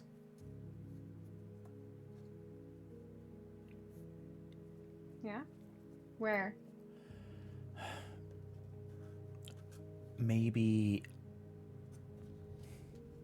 And she's like trying not to like reveal everything that she wants, and she's like weighing her options. She's like, what if once a week I came here and you and I trained? Studied glyphs. We're studying glyphs. We're reading. We're reading Scripture. books. We're having tea. And I'm simply helping my father with his ward. Okay. I think I could tell my dad that, and then... Yeah, Tell him only what he needs to know. Don't like over-explain it. Yeah, okay, you're good at lying, hey? Okay, yeah, I'll tell him just enough. Okay. Okay. It's Sounds like a okay. plan. All the girls that are the daughters of the light eyes that are under my father talk about you. What are they saying? Other than that, they're watching me through a window, which you need to. If I'm gonna help you out, you need to squash that rumor. Okay, I'll tell you. But they say you're like a hero. That you're gonna help us be better. Like that the Radiance. They say the Radiance are coming back, and that some of them are Everyone's women. saying this. Do you believe that? She gets this like really distinct look of like whimsy and hope in her eye, and she's like, I have to believe it. I can't live like this. I don't think women should live like this. I want to fight, and I want to drink, and I want to eat spicy food, and I don't want to wear the same colors, and sometimes I just want to punch a boy in the face. He's just being so stupid, but that's not what women do. So I want to be able to gut him if he does something that's really wrong, and I don't want to have to go to the guard about it. I think that and I want powers. I want to be able to. I heard stories of a man named Kaladin, and he can fly, and I want to fly. And I want to save Roshar because things are scary right now, and I want to fight the queen. Calm down. You're very excited. Yeah. I understand. But if you're going to learn, if you're going to slowly master these skills, learn more things, learn about war and how to use the sword, you're going to get. You can't let them know what you're up to. You can't let your emotions get in the way. Yeah. I need to learn those things. I've had to be proper my whole life, and it's only not at home that I get to be myself, and it's hard. Dad thinks I'm this wild thing, that he can't control me, and he's right, because he can't. And he shouldn't. I can see that. But he's a good man. He is a good man. He's just a stupid man, like the rest. I mean, we have a queen, not a king, right? She's in charge. True. Why doesn't she swing a sword? She did just murder an Ardent, so I'm not sure if she's a good example here. Well, what about Yasna? You've heard of Yasna Kholin? Mm-hmm. She's my idol. Brilliant. And one of them. apparently Adolin is dating or marrying another woman, and she's a knight as well. That's what I heard. And I heard she has a sword too. There's so many rumors, I don't know what to believe until I see it with my own eyes. Well, I'm gonna believe it until I'm proven wrong, because it makes me feel good. Okay. Okay. Where does your father think you are right now?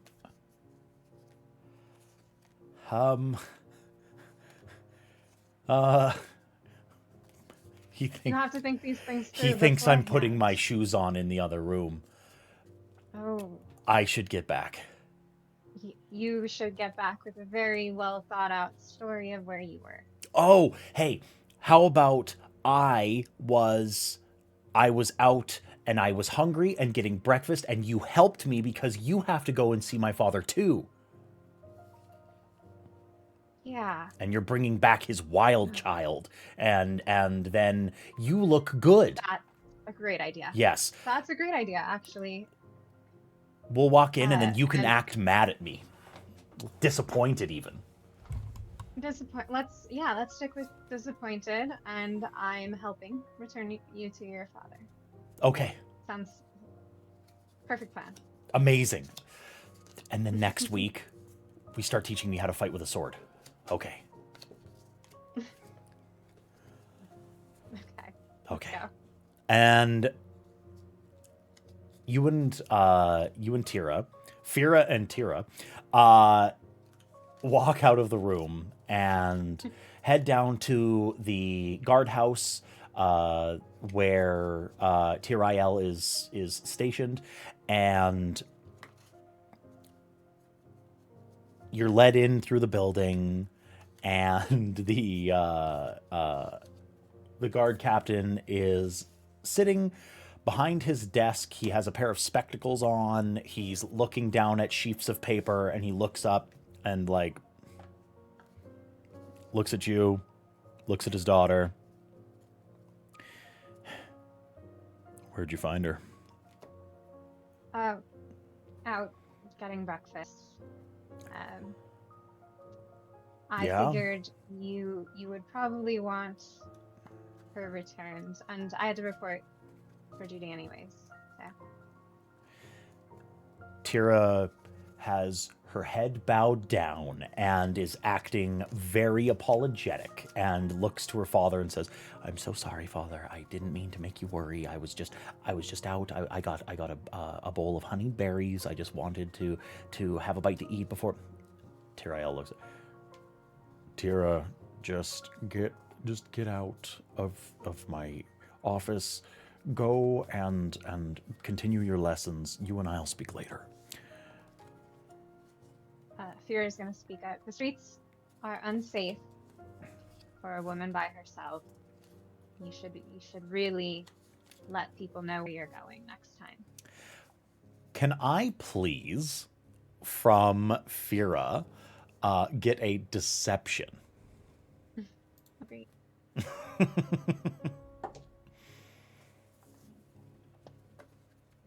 16. A 16. You really should listen to Fira. She's a great example, and you could learn a lot from taking lessons from Fira, young woman. You could learn much. And Tira looks back, and her father, Tirael, looks down, and he starts scrawling again on a piece of paper, and then Tira looks to you and then gives you like a big exaggerated wink and scoots out the door. It's so fun. Tirael says, "So, I presume that you sent out all those missives, yes?" About that, sir, I'm so sorry. I know you trusted me with this task. I got almost all of them out and delivered, but then the commotion at the palace, I wasn't able to complete the last task. I'm so sorry. I promise I will make it up to you, sir. I'm really not terribly disappointed, if I'm being honest. I don't think any of us were expecting what the Queen was up to yesterday. I admit I was quite taken aback. Yes. Myself. Well, we're going to let it go this time. Extenuating circumstances and such. Thank you, sir. So, I suppose I should give you your next set of orders. I will ask of you this. I need you to watch and listen and look. Some of our guards, it would appear, are working with less savory elements within the city as of late. There is a lot of hullabaloo about these storming Radiance. And where they come from, frankly, until proven otherwise, it is a load of heretical creme. And so, Yes, sir. we should keep our eyes and ears open, so outside of your usual duties of taking note and giving me my daily glyph, I will ask of you. I need any and all information.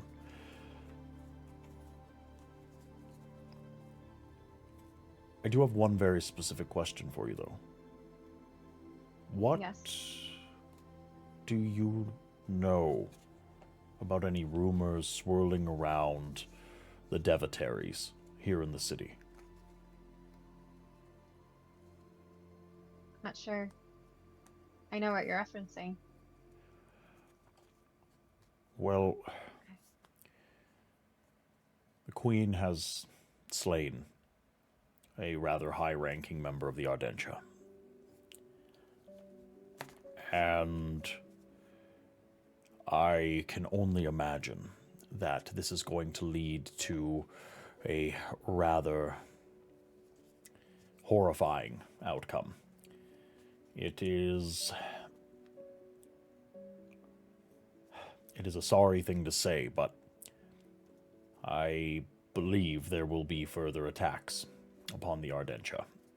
Being emboldened by the Queen, I feel those that were shaky of faith before will feel emboldened, and we will now have a twofold problem.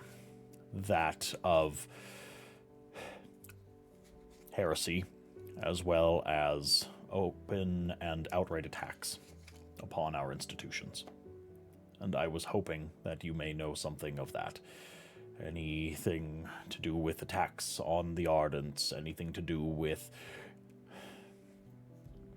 people wanting to harm them or rob them or make examples of them, pull them down. I will definitely keep my ear to the ground, sir. Forgive me, may I ask a question? Please, be, especially this day of all days, be candid. Why did the Queen do what she did, and why so publicly? I do agree that this is just going to lead to more violence and more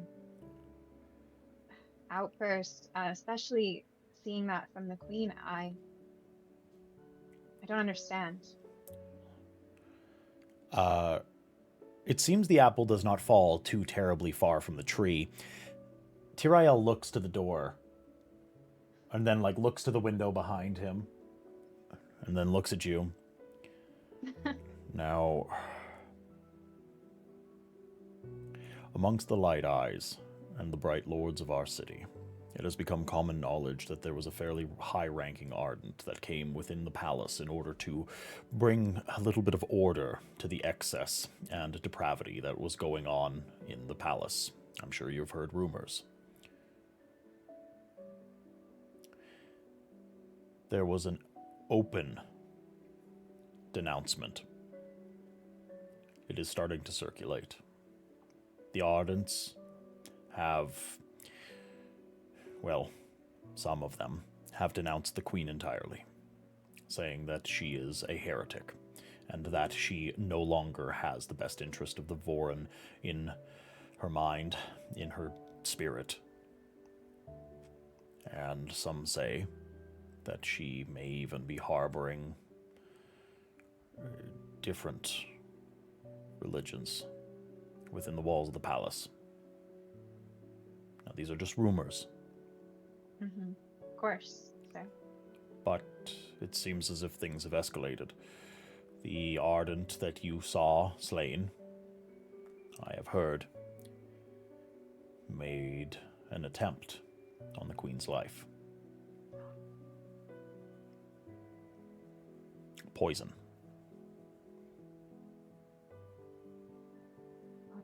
At least that is what they are saying. Horrible. It is. So, Thank you. I am torn, if I am to be completely honest.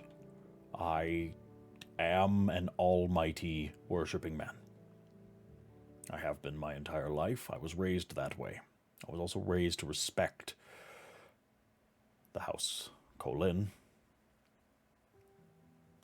and our high princes and our queen.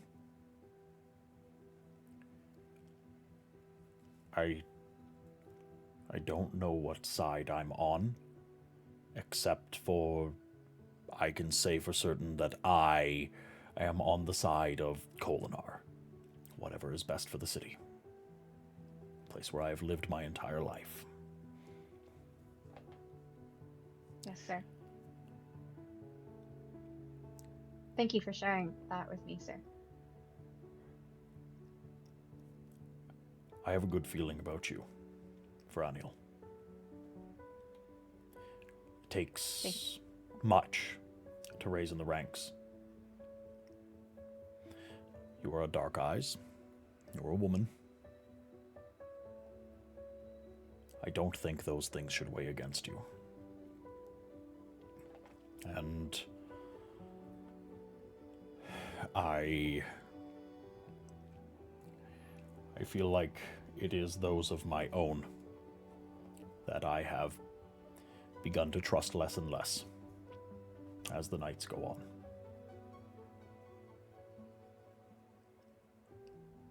All we can do is seek truth. Sir. Yes. Well, I'm sure you have much to do today. Yes, sir. I will prove that your faith is not misplaced in me. Thank you. Of course. Dismissed. Yeah, I'm just gonna exit. Feeling pretty good about herself. I feel like that's a pretty appropriate place to zoom out from Fira. Now, it is a little bit of a change of pace from the intensity of a Light Eyes Guard detachment, but I think we're going to dip in on Ulstrom. In the early morning of the next day, before you need to go to the before you need to head the Spark Flicker, right? That's the bar. Yeah, before you need to head to the Spark Flicker, you would get up, you'd be awoke the next morning, perhaps excited. What do you do in your time before needing to go to the meeting? I think he's nervously cleaning up around the shop, making sure everything's okay, because he has to be gone for a few hours. Okay. You clean. You take some time to get things in order. You make a bit of effort to sort of make your space a little bit more secure. It takes just a small amount of time after you've awoken before you hear a buzzing coming from what appears to be the top of your shoe. Oh, hey. Why is it that you and humans like you don't move for long periods of time? What? Like when I was lying down? Yes. Some things aren't as fuzzy as others, but it is strange. You put things in your mouth, and then things come out of the other side of you, and sometimes you lay in one spot for a long time, and you make weird noises. So They go like... both of those are actually kind of related. Ooh. We need to have energy to go about our day, and the two different ways we get energy are food and sleep. Why not just Stormlight?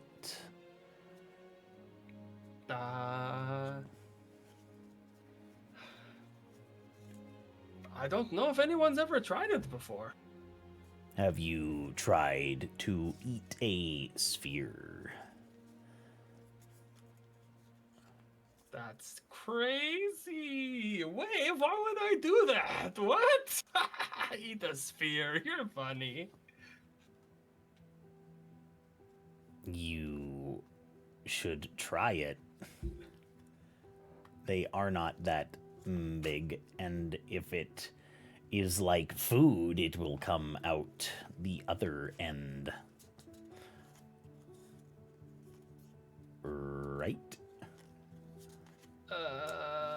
Maybe. Aren't I don't you know. a scientist? Okay, This so is this is like you're trying to goad me into doing a trick for science? You could be like a Fabrial. His eyes light up. And there's probably we probably have a lantern with some gems in it. Oh my gosh, yeah, you for sure.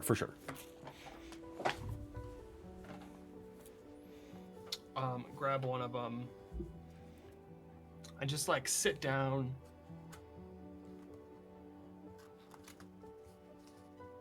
Wave, are you playing a prank on me? Is this something you Spren do? I'm gonna ask you for a I think insight would be the roll. Insight? Yeah.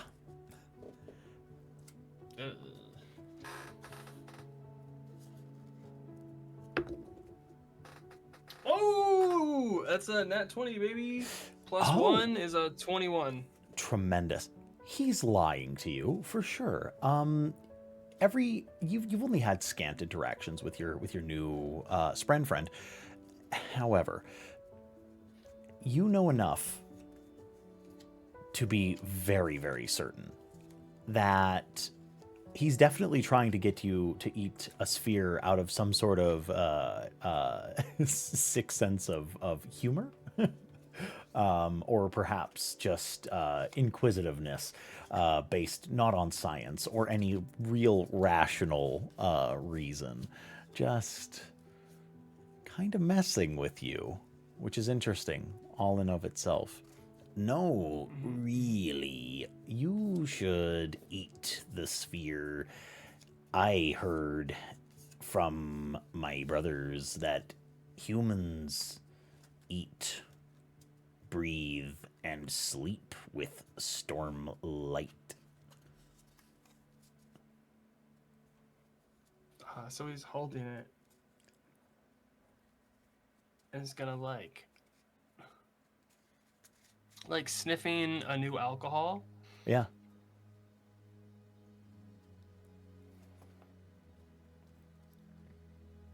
And then like pop it in his mouth and put it in his cheek. Okay.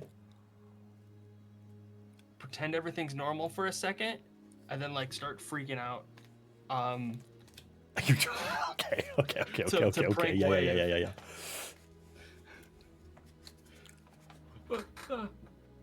Wave starts sort of like frantically zipping and zooming throughout the floor, and he's like, "Oh no, oh no, I have made a mistake. I killed my Wave, it's okay. I'm just messing with you. oh boy. You know, it was a long time ago, but when we make our promises to one another, if one of us, well, you die, it is bad for us. What? You pull the sphere Like out of your mouth and you've spit it into your hand, and the sphere is no longer glowing. Wait, what? You Hey, feel... Wave, do you see this? You No, you can't see feel this. Wait, can like you you see just drank like 3 cups of coffee. And you were swirling it around in your mouth.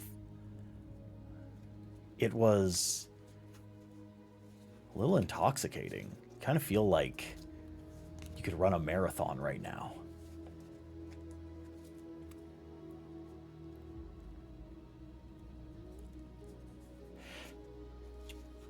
Can I please get the... I think this will be... One moment, folks. I think that this will... Yeah.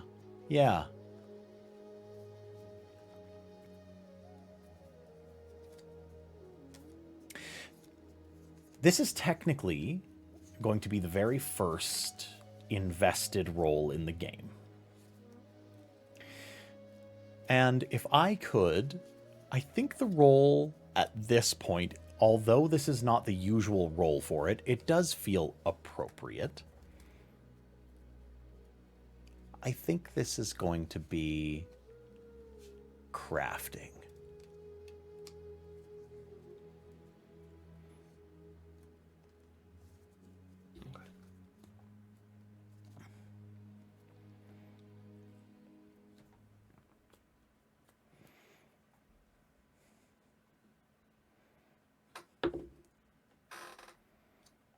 That's a 12. That's a 12?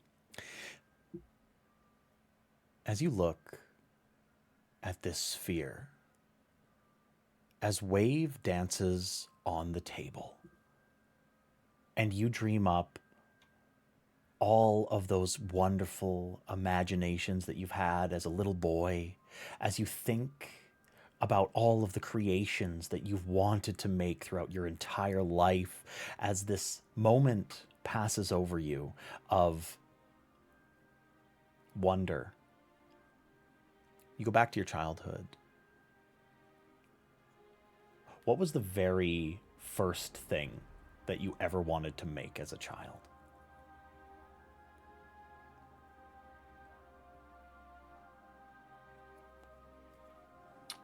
I tried to make like various like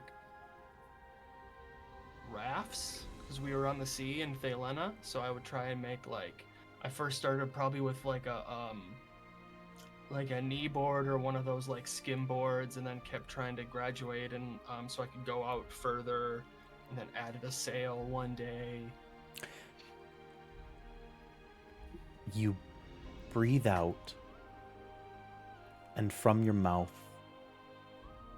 comes a stream of this shimmering, sparkling light, and it coalesces in your hand, swirling around the sphere that you're looking at in a little diorama of waves, a palm-sized lagoon, and in the middle of it is not the raft that you made as a kid. That was a simple project that a young man would make, sticks tied together. This is a little catamaran. Something that would actually be able to fare the ocean with a sail and netting. Enough room in the center portion for maybe a lab even. You look at the rigging and the detail is immaculate. It's like imagination manifest. You're looking at it, and then as your finger touches it, from the top of the mainsail all the way to the bottom, it shimmers and turns back into nothing. Motes of light drifting down onto the floor, like so much dust.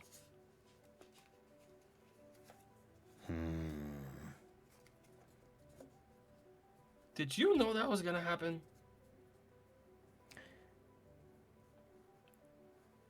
He gives you a little bit more of himself. Would you believe me if I said no?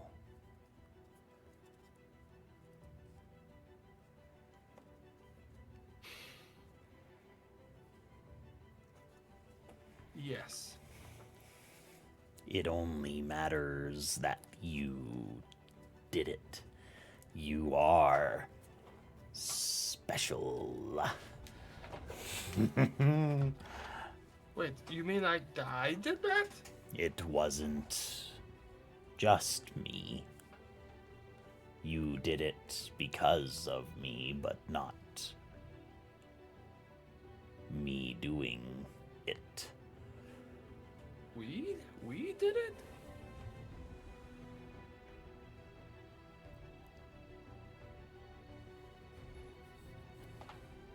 That's crazy.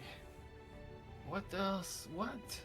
No, I can't. What time? I don't want to be late. Can't be late.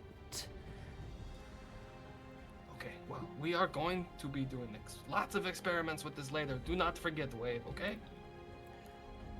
I never forget. We never forgot. You and yours forgot. Broke your promises. Said the wrong words. What? I haven't even made any promises to you. What do you mean, broke? Say the right words, Alstrom. Say them when you're ready. That's a bit cryptic, don't you mean? Don't you? That is a good joke. I get it because I am a cryptic, and what I said was cryptic. That's probably why that's what we're called. You know, you seem to be getting smarter? No. You seem to be remembering more than you did the other day. The more you learn, the more I remember. You and what you do makes the difference. You need. Thank you, Wave. I appreciate that. You are a liar. But Well, you need to tell good ones. And they shouldn't be to yourself. yeah. You make a good point. I'm the smartest spren ever. I mean, you are the smartest friend I know. It will stay that way. Oh, so I'm gonna meet more? Well, you know lots. Like the rain and the wind and anger and probably bad smells. Yeah. You've seen the bad smell spreading too? Stink. Spren. He walks over to where Wave is, and like gets down on his haunches and says, "Well, it's time. I gotta head out. You're going to come with me?"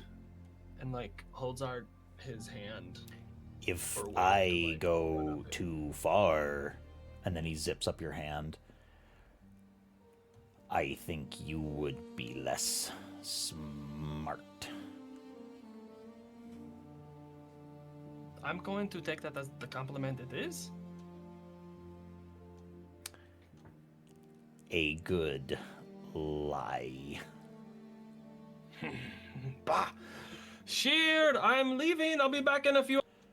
I don't care, you hear shouted back. Okay, see you later. I'll lock up. Good. Okay, so Wave, just like make a cool pattern on my back, and so like no one notices you or hide somewhere. I'm But going can you do me a favor? to go in your hair. Ooh, that's cool. Be nice and warm in there. Do you feel temperature? Wait, no, but hold on. Just to make sure if anybody is following me, I need to know. I will tell you. I will be eyes in the back of your head. Ah, nice. I've always wanted one of those. Okay, we are going to pull away from Alstrom, and we are going to go. I think over. Ooh, it would make sense if we did Nev next, and that's because the person who is going to be setting up the meeting will be the last person before we do the group. So, yeah, let's. Okay. How does Nev usually start their days?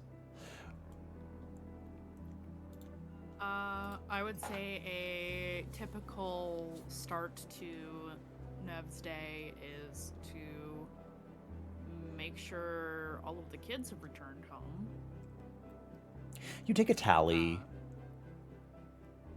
You're in the. I would imagine you're in the like the subterranean, like the Dreyer facility, Yep. right? That's where we live. Yep. Kids are all back. None of them have gone missing. If anything, you've trained them well enough. They seem a little more cautious today, simply because of like, well, you've told them, listen, when the Light Eyes have a big fucking problem, we usually have a big problem because they make it our problem. And so they're playing a little close to home. The Queen did something crazy yesterday, so instead of going out and making the most of it financially, they stuck close to home. They're eating, bowls of lavis, spiced evenly. You catch a couple of them reading. Kids are being kids. They're doing what kids do. Yeah. Mm-hmm. So that's usually how I start my day. I do a head count, get whereabouts, make sure that I also eat as well, and usually I will, depending on what's going on, usually I will like work out, but failing that, I probably go scout the area that we claim as ours. Okay. Is Nev looking for anything specific today? The area of the city that you actually frequent, the area that is known as like Dreyer territory specifically, is the area, the theater district. The northwestern sort of portion of the city is your stomping grounds and has become very much your home. The tenements, housing, businesses, etc., the markets that operate there, those are the places that you watch over. It's The mist of the day hasn't come off of the buildings yet. There's a little bit of fog in the streets. It's one of your favorite, other than the dead of night, it's one of your favorite parts of the morning. People are just waking up, they're at their sleepiest, and, well, spheres fall out of pockets real easily when you haven't had your first cup of coffee. That is absolutely true. I think most of what Nev looks for is to make sure that if crime is happening here, that it's us and not somebody else. Okay. Yeah, let's give a real quick perception as you make the rounds within this part of the city. Oh, that's really good. That is 19. A 19. Yep. You're so intensely sure. This is your goddamn turf. You're looking for trouble. You don't find it. Good. There was no stealth that was involved in this. This is your territory. Nev walks around. It's okay if the ne'er-do-wells and folks that might try to hone in on your territory see you and think twice. You see a couple of individuals from, unaffiliated cells. They do not make their presence last very long. You follow one particularly suspicious-looking individual. They do a couple of circuits, and then they walk out of the district in the other direction. All is well, nothing out of the ordinary, no one encroaching. If there's any pickpockets in the area that aren't your own, they don't get caught, and it's not worth your time. It's quiet. Works for me. And I haven't seen Cutter yet today. Cutter is noticeably absent. When I get to a place where I know I'm not going to be watched, I want to look at that leather mask piece again. Does it look like Cutter's mask? You turn it over in your hands. You feel the fabric. You look at it. You've looked at Cutter's mask probably, 5 to 6 times a week for the past X amount of years. Yeah. It's just like Cutter's mask. It is a proper Phantom Dreyer mask. It is a piece of station. It marks you as a cell leader for the Dreyer. It's concerning, frankly. People don't do business outside of the Dreyer without either alerting or going through the proper channels. It's wildly out of protocol. And it's dangerous. You look it over and you're hoping that it's just a knockoff. People have impersonated Phantom Dreyer members before. No, this is the real deal. Unfortunately.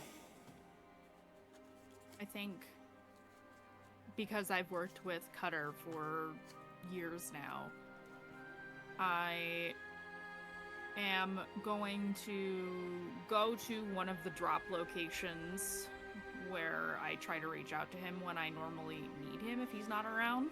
Yep. And I'm gonna leave him a coded note. What's the note say? Basically to we need to talk. Soon.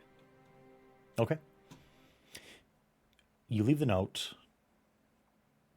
and where is Nev going to head after that?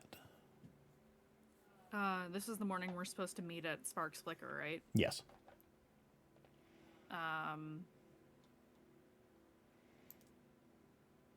Sorry, recapping. The plan was for me to talk to the contact and then meet at Sparks Flicker, right? That was the idea, yeah.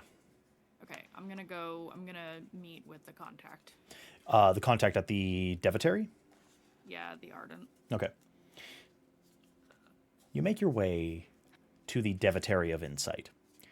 Vorndal.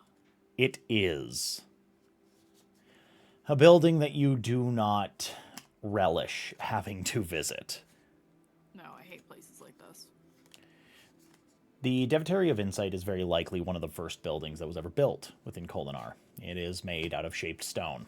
It is incredibly ostentatious, is the word that you would likely use. You look up large spires, glass windows. There's guards outside, Ardents. And you look across. There's gigantic murals devoted to the Ardents, devoted to the Heralds. There's prayers and scripture, and there are prayer glyphs. There are hanging paper prayers that are, loosely laid about the premises. And lo and behold, the Ardents are going and collecting them so that they can be burned in the name of the Almighty. It is exhausting just to even watch. The organization as a whole leaves a bad taste in your mouth, but you're here. Yep. And you have business, and the Devotary is open to the public. You make your way inside. You ask a few questions. It's not hard. He's a public servant. You find Mr. Yeah, I'm just a messenger here on behalf of somebody who needs some translation work done. Of course, that's why you're here. You go and you ask for Vorndal, Urcrest. Yep. And you are shown to the library. Okay. In a small cloistered area, an alcove containing a table and rounded seating. You find a bald man wearing ardent robes, sitting with ink-stained fingers poring over some sort of manuscript. Pretty much exactly what you would have imagined. He is a slightly portly man. His skin stained in several spots from ink. His eyes, big bags underneath them. It seems like he must have been either up late or up very early, as Ardents usually are, and he's sitting there, and you notice that there's a big bowl of candied nuts beside him. He looks up. And I was told to mention Tanavir, or... Yes. Okay. Can I help you? Yes, I believe we have a mutual friend. I'm gonna slide a... Are there people around? No, this is very much like a closed off alcove within the library. It looks like it's his workstation. Yep. I will, I say those words and I'm sliding over a piece of parchment that has Tanavir written on it. He goes to take it and he's like, listen, if Vinalar sent you, yes, I'm going to pay him. Don't worry. I'm not ducking him or anything. I've just been very busy. And then he picks up the piece of paper. He takes out a small chapbook, what appears to be like a prayer tome or something like that, and he takes out a prayer, like a folded light eyes stamped prayer, and he slides that inside the prayer envelope. And it very much is like, oh, that's going to be burned later. Yep. Well, take a seat. I will sit. Nuts. He slides the bowl over to you. Sure, why not? And I'll take some. Our mutual friend. So the time's come? Yes. Okay. So, Are you... I presume you're with the... and then he, like, makes a mask gesture. You know it as, like, the town, the Yeah. local, like, indication that someone's Dreyer. I don't indulge the question. I just look at him. Right. Okay.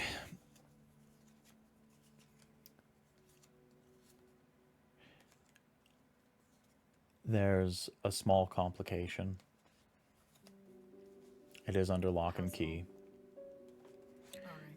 Unfortunately, it seems as if the Queen is starting to put a lock up on anything that is actually what her and her own deem to be dangerous pieces of literature. And since the rumor mill has been abuzz that this is actually the writing of Jezereza, she has put guards on it, and it is to be collected by palace guards here within the next 2 weeks.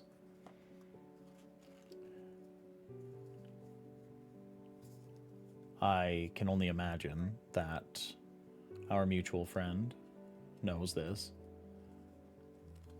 Yes. Well, a heat fabrial has been put underneath it. It needs to be disarmed before anything else.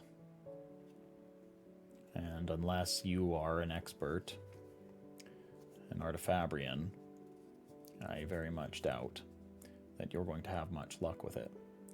And if the lock is even touched, that turns on and the document is cooked.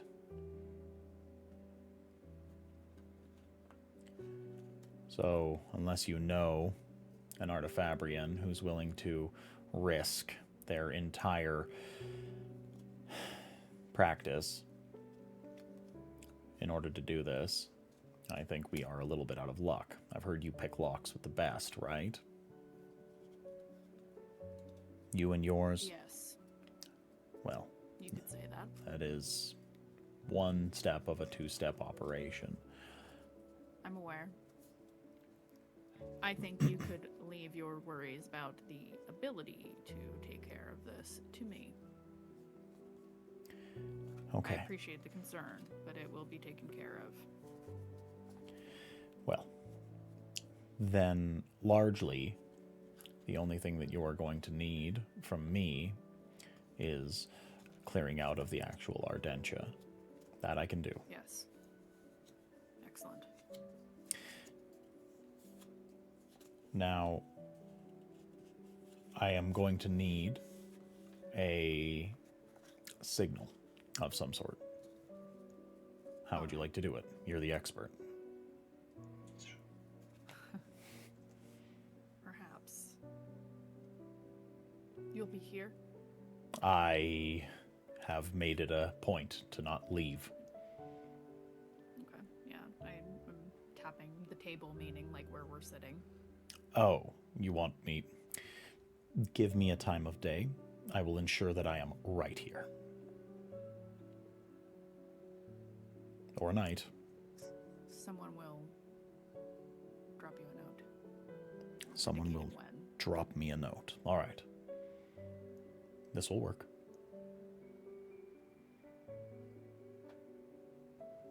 Anything else I should know? The palace guards that have been set to guard the document have pain reels. They aren't going to go down easily.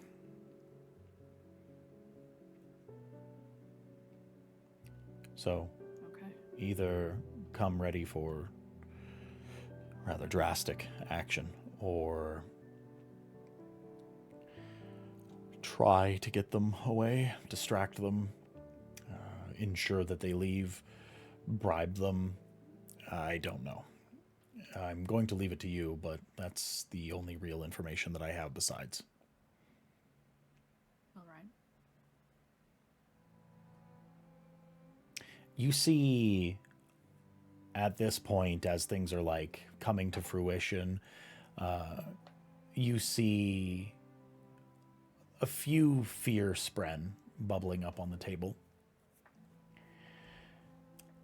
I don't relish this.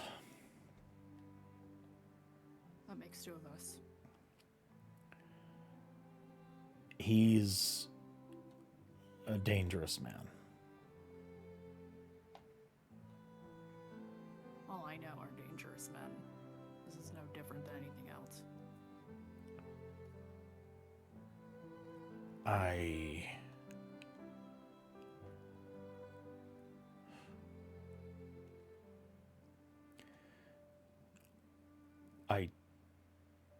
don't know why you're working for him, and I know I don't owe you anything, but I am an ardent, and I do believe in the goodness in people. You're working for him. That means that he thinks that he owns you.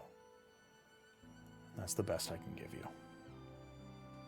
And I hope you can prove him wrong.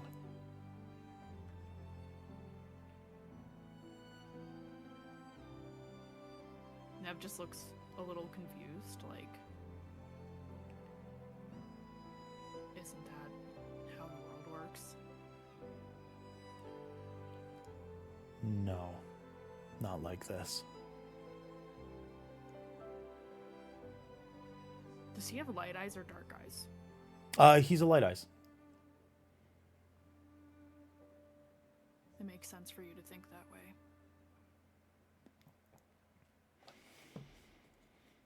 I'm gonna stand.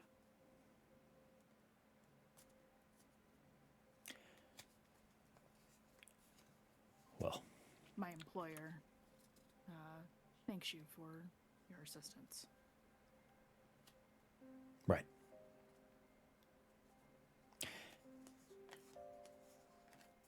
I'll send someone along for documents. Right.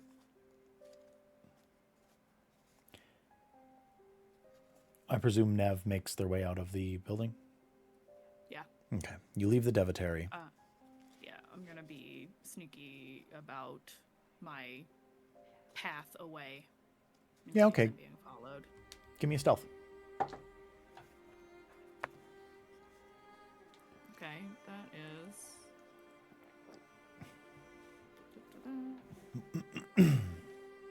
21. Okay.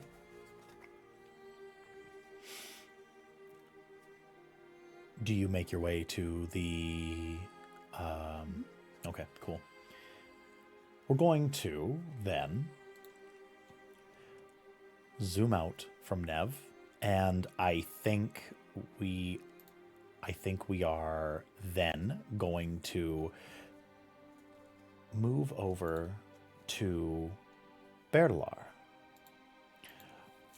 I think this is going to be at least interesting. Berlar, how do you start your days? And I think a better question is, did your night end?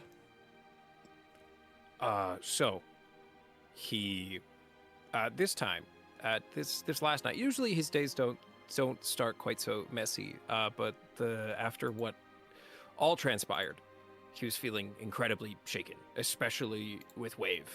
I think Wave has him terrified. Yeah. More than anything else. Like he's like his heart, like he feels like his heart's about to explode. So he goes to the spark flicker, makes a pretty sizable, leaves, buys a couple drinks, makes a pretty sizable donation as a tip. Like buys a drink for, like I think like half a mark or something. Yeah, it's like a diamond chip. Yeah, he leaves 5 marks as a tip. That is an aggressive tip, yeah, for sure. Yeah. But you like this place. And then he goes, well, yeah, and then he's trying to make sure it stays open because downstairs, where he goes, he spends the rest of his night gambling. Yeah.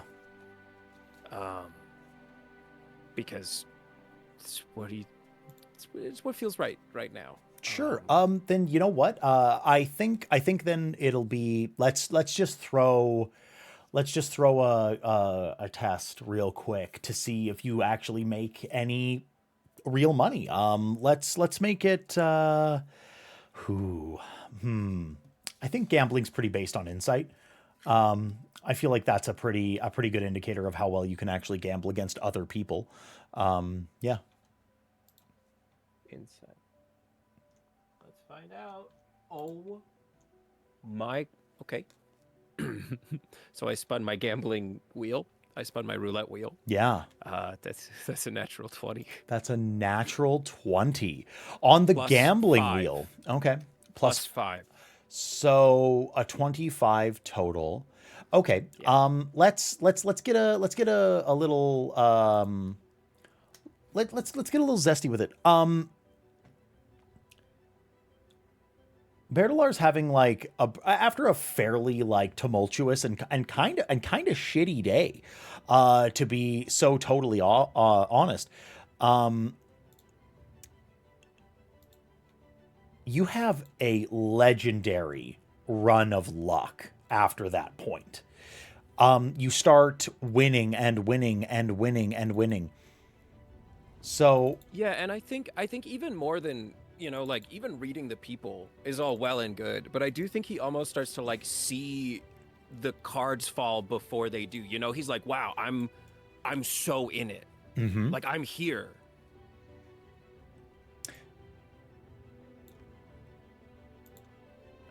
So here's my question for you.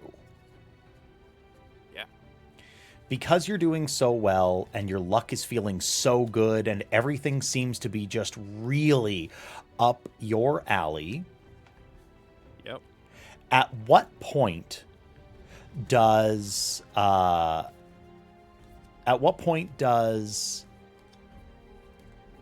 we'll say, yeah. At what point does Tirth come downstairs with good news?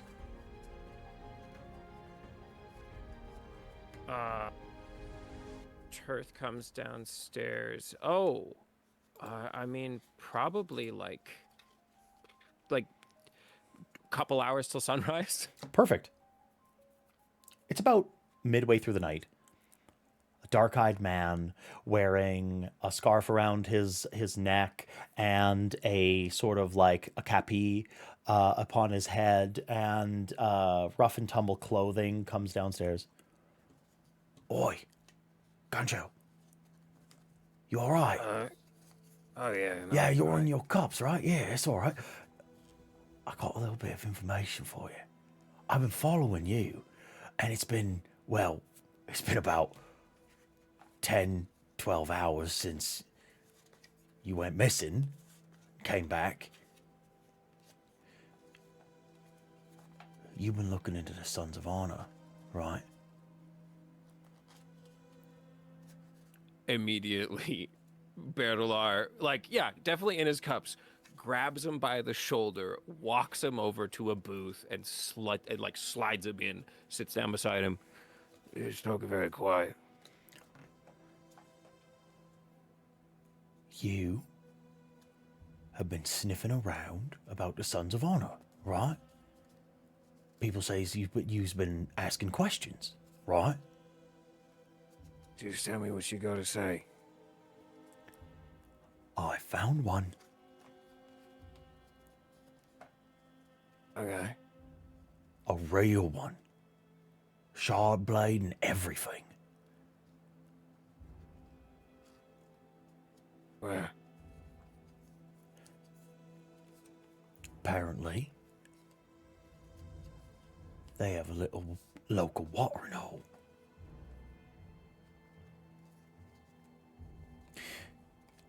They's been meeting. And get this. They's noblemen. They's bright lords. It ain't just a bunch of conspirators making waves down at the bottom.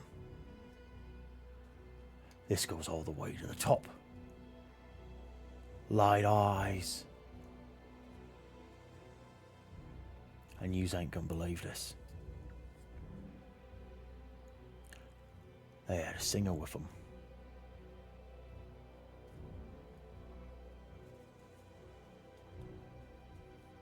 Yeah. Like, really? You know Bright Lord Sadius, right? I mean, yeah, don't we all? It's one of his goons. Still operating in the city. He had a meeting. He was handing out pieces of paper. And then, as I was creeping in there, hanging on to the rafters, in walks in a storming singer.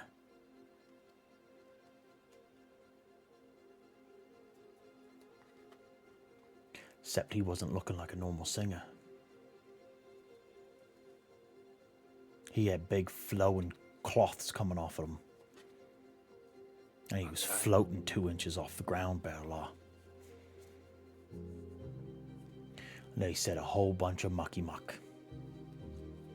They said, there's war coming. We knew that. That the Parshendi was turned into singers. And that they was going to go to war for what we all did to them. Except apparently, some people's trying to make monies off them. And these sons of honor selling out their fellow men. And I know you's got beef with them.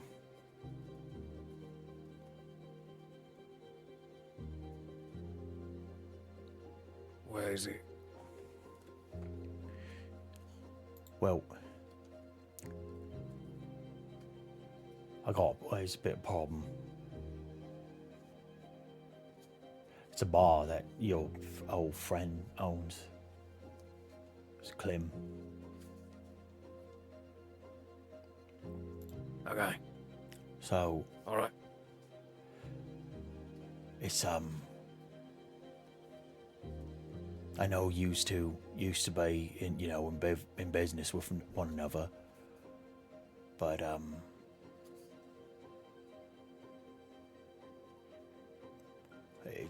well, you and me and him, we all used to be, we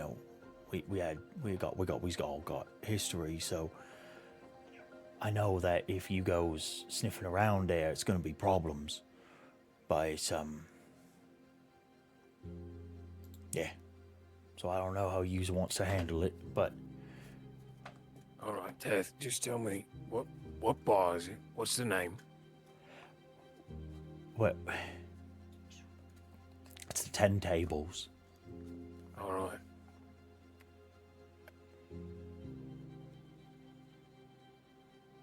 So Thank you. you's not going to tell Clem, right? Like you ain't going to tell him. Because him and me are still kind of good. And I know you and him are bad.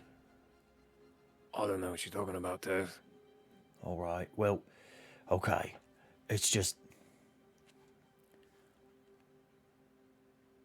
He's working with singers and he's working with bad people. And the man at the table, he said... He said he was going to, start taking care of people for the singer to make things easier when they came in. So I think things are getting real bad and they wasn't talking about no light eyes. No. Okay. Here. And Bear's gonna give him 4 marks. Take this. Yeah. Keep your head down.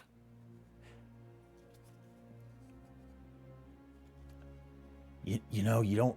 It's dangerous stuff. Like he's got friends that can help you. Okay, Mancha. You listen to me. I've got friends, okay? I'm gonna take care of this. Thank you. I don't want you getting involved, okay?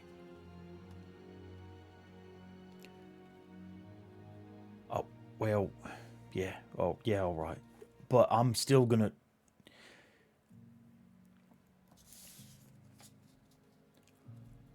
I can't just let them do what they're doing. In this moment, I think Berdalar's gonna just grab him like by the face, you know, like under Yeah. the chin, and Yep. grab his Good. cheeks. I'm gonna take care of it, Yeah. okay? Yeah, all right. Okay. Okay. Pushes him back. I want you to stay out of it.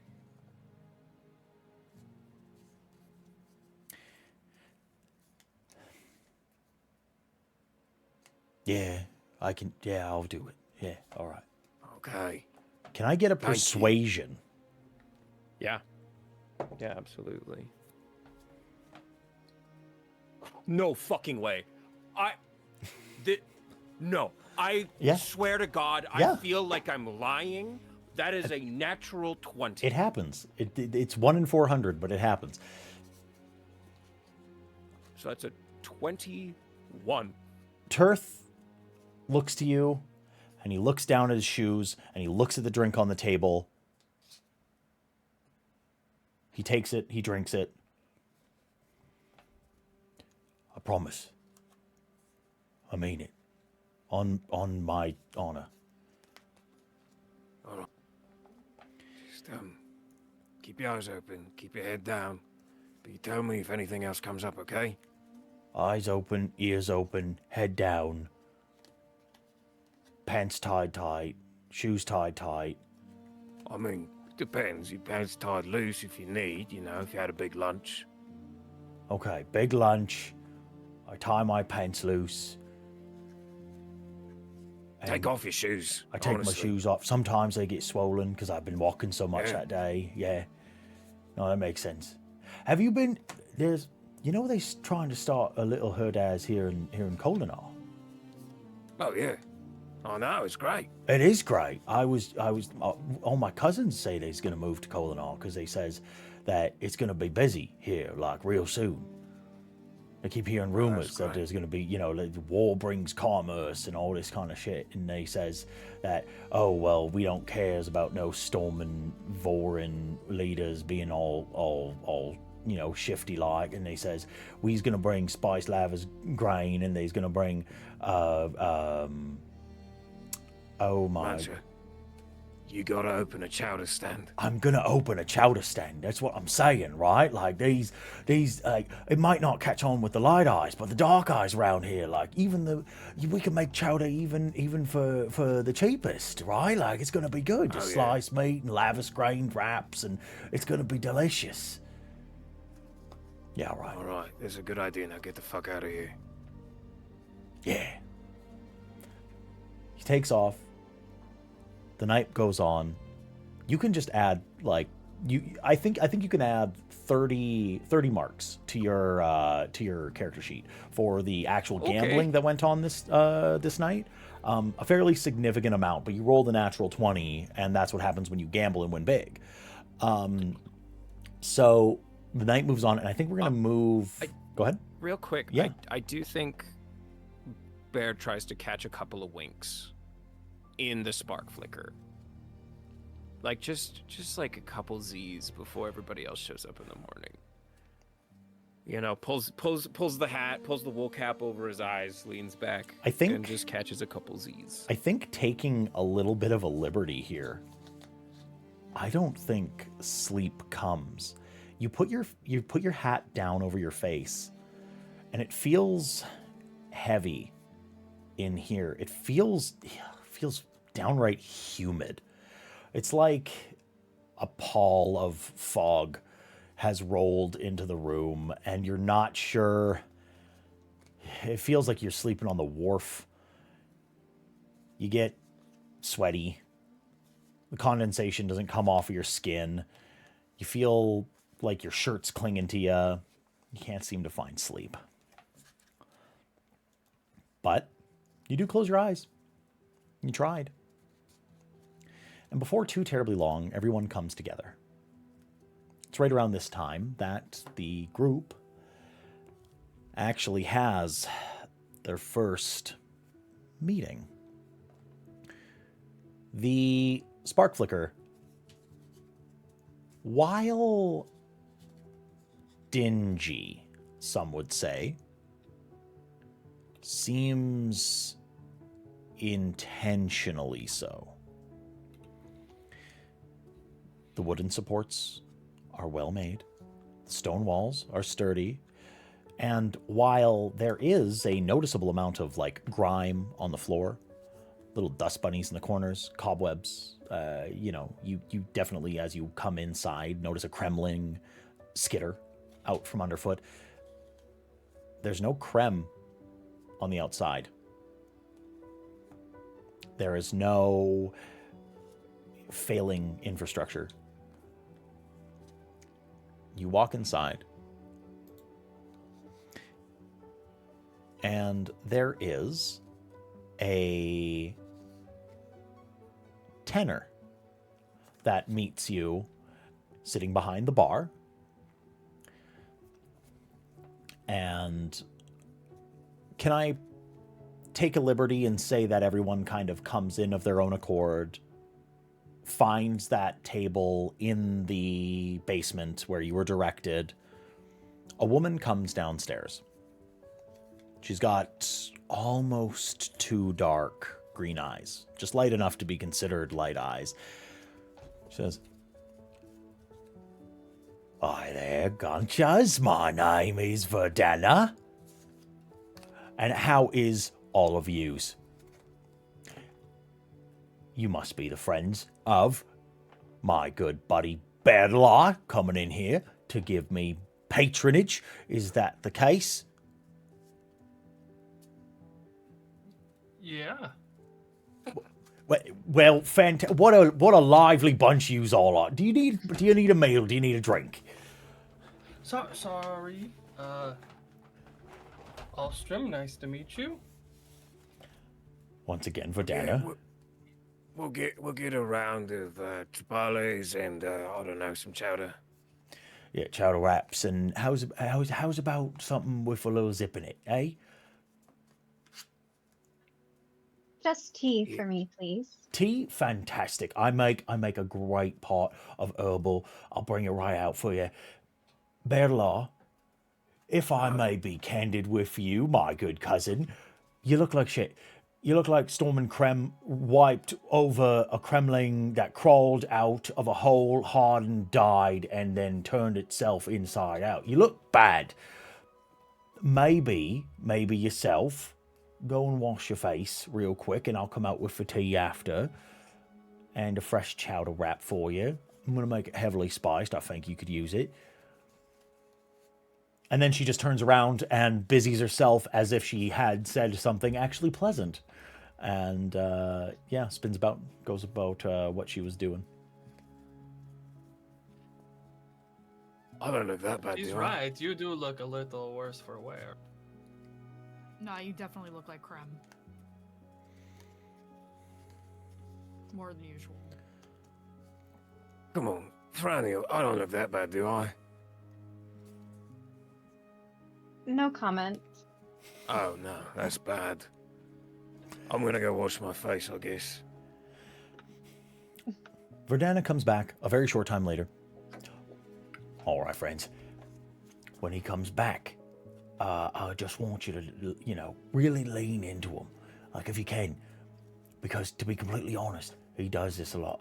And I try to be a good cousin, and I get him on the straight and narrow, and like he needs to get some sleep, but he was here gambling all night, and he's stinking up the place, and frankly, I love the man to death. He's one of my best patrons, but if you're his friends too, I think maybe it's worthwhile to let him know, hey, yuck. All right, and then she puts out a plate that has a collection of chowder wraps on it.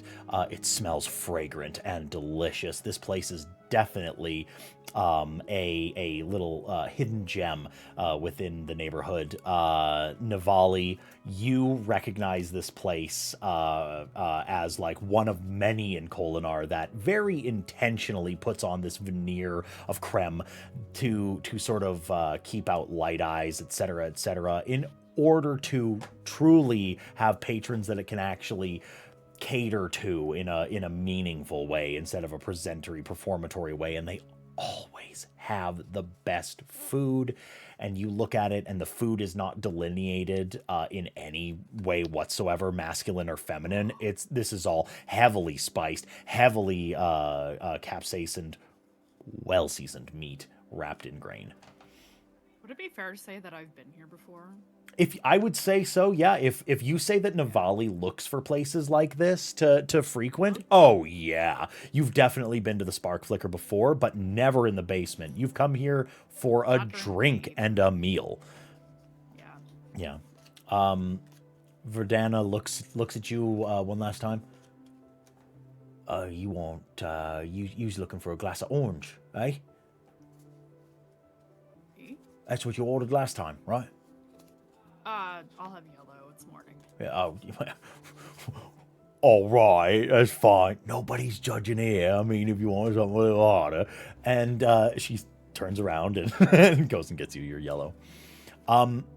She leaves you after a very short period of time, bumping into Berdalar as he's coming back into the basement chamber, and she looks you up and down and just, ugh, and then keeps walking. Come sit down very aggressively, lean into Alstrom a little bit, you know? Okay. Oh, did you spend the night here? I mean, well, I was waiting for you alls, yeah. So I was here. I just want you to know that if you ever need a place to crash, please do not ask. Please. He has a home. He just didn't go to it. Yeah, no, I got a home. Yeah, but it can also be nice to have another place to crash, you know? Go home, but you don't have to stay here. Hey, Alstrom, if I thought your sister was gonna be even a little bit okay, I would take you up on that. Fair.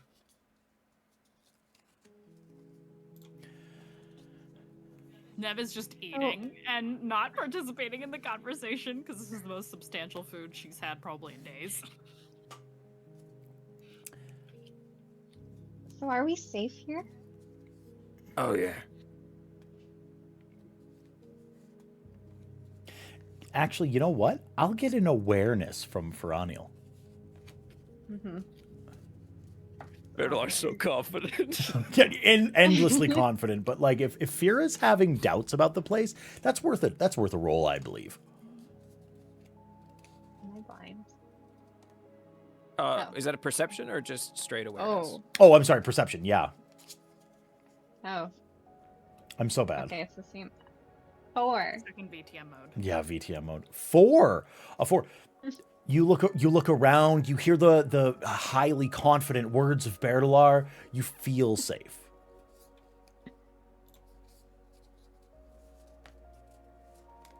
Yeah, or I'm just too conflicted by like, wait, is it fake dirty in here?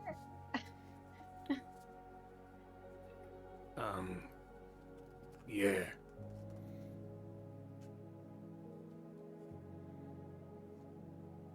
So, All right. Well, so I met with the contact. I'm gonna look very pointedly at Ferraniel. You're not just here just to be here. You're actually gonna be part of this. I thought that's yes. I mean, do I want to be? No, but do I value my safety? Yes. All right. Good enough for me. So, that manuscript is writing from Jazeraza, supposedly. So that might be of interest to you. Thankfully, in 2 weeks, things are going to be changed at this location, but we are going to do it within this week. There's going to be guards. They will have pain rails. There is a heat fabrial under the article. Ooh. Yes, I need you to deactivate it because I can't touch the lock until you do. Oh, yeah, don't worry, I can do that. Perfect. I hope. Wait, what was that? I mean, like, I can try my best. I don't want to be like, hey guys, I can definitely do this thing, and then I mess up or something. Well, if you mess up, the book gets burned. So you can't mess up. There isn't an option here. Well, then I will definitely not mess up. Get some practice in over the next couple of days. Our contact will clear it out. We need to either distract or bribe the guards. That just about covers it. Okay. I will get diagrams of the devotary from our contact. I will notify the contact of when we plan to do this. I would like to do it much sooner than later, given the fact that they're going to move it. In case there's any schedule changes, I don't want to deal with it. Questions? You know, Navali, you really do have quite good leadership skills. I still think that your skills are so wasted in this field. How about we don't waste my time talking about what kind of different job I could be doing? This is the job I'm doing. It's the job I want to do. I'm here because I want to be. We'll revisit this again later.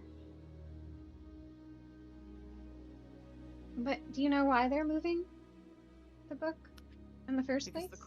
Because the queen is insane and wants to put dangerous things under lock and key. And if she's a heretic, like people are saying, then it makes sense that a religious text from Jazeraza, if that is to be believed, which I personally don't, then I guess it would be considered dangerous by someone who is branded a heretic. Wait, so there's like a lock that if you mess up, it burns it? That's weird. So there's a regular lock. It's sitting on top of the fabrial. If I touch the lock and you don't deactivate the fabrial, book goes bye-bye. No, but why would they make it so the book goes bye-bye? Why not just, like... Make it better luck. They don't want anyone to have it if they don't have it, because that's how light eyes work. Sorry, Bear. Yeah. And now it's alright, I hate them. Yeah, it makes a lot Storm of them sense. all. Hold on, I have a question. Alstrom? Hmm? Why did your little guy tell me I'm bad?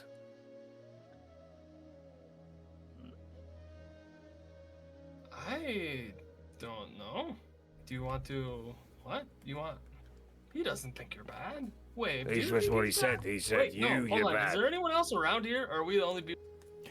Within the basement, there's only one person that has like access to it, and that's Verdana and you crew. This is very much like a hideaway that Bertalar uses, or it's used as like an illicit gambling hall. Because in the Vorin religion, gambling, unless it has an element of chance behind it, is fully heretical. It's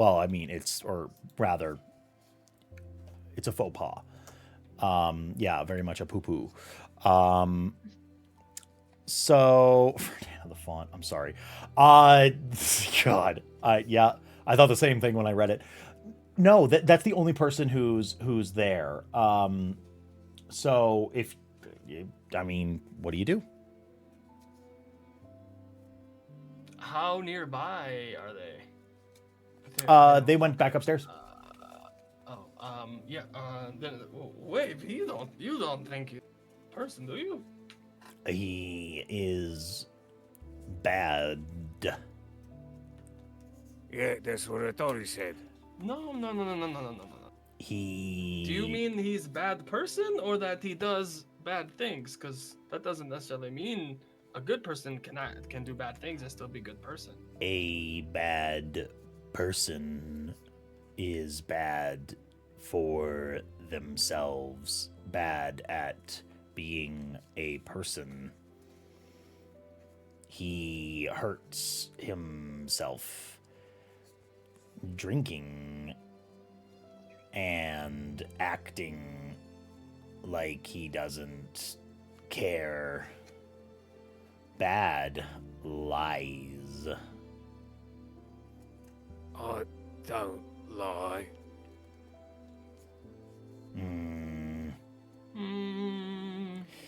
I don't lie. The whole reason I do what I do is because I don't want to lie. I want to find the truth. I want to know what the truth is. Truth. Yeah. Don't you know that truth and lies are not the spectrum? They are one side. It's truth and lies versus no information, not. No, there's some information that is true, and you don't get it. It's fine. No, go. I want to hear your explanation. There are some things we're not supposed to know. Mm-hmm. There's some truths that we're not supposed to have, but I need to know why we do anyway. Like what? I don't know. Stuff. So Why is the sky do blue? you think that if you want to find these truths, that you are in a good shape to do so? I Maybe think I that know is the the lie. truth. I think I know the truth. I think the truth is what's killing me. Because I don't want to tell everybody else the truth because everybody else thinks I'm crazy. But I know what I know. What do you know? Crazier than this little thing talking to us? No, I don't know. Yeah, no, crazier than that. But And Bear checks the stairs to make sure Verdana's not coming down. I watched my father die.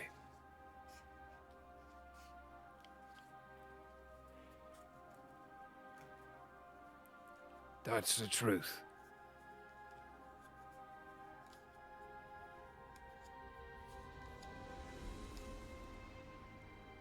I am so sorry that happened to you. Do you want to talk more? I watched him die the day before it happened.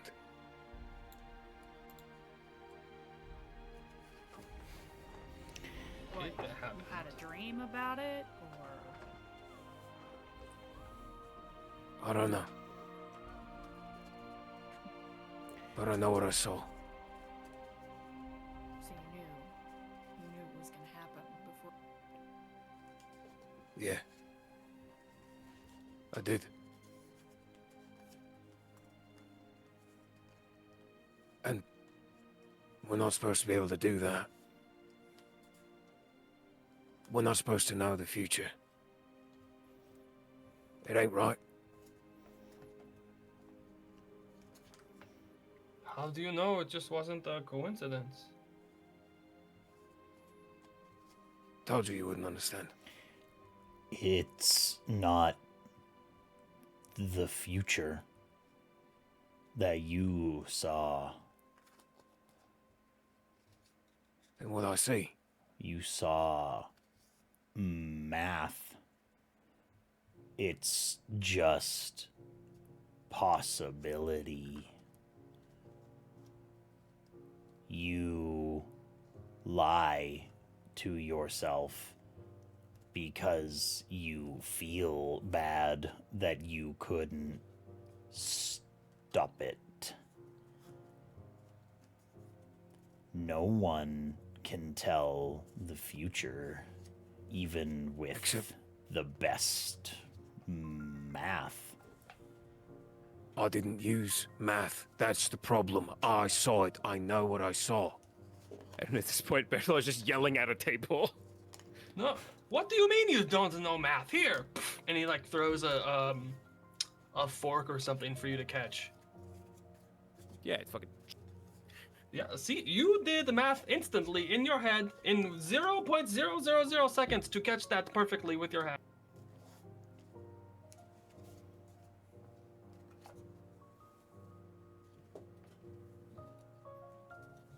Maybe.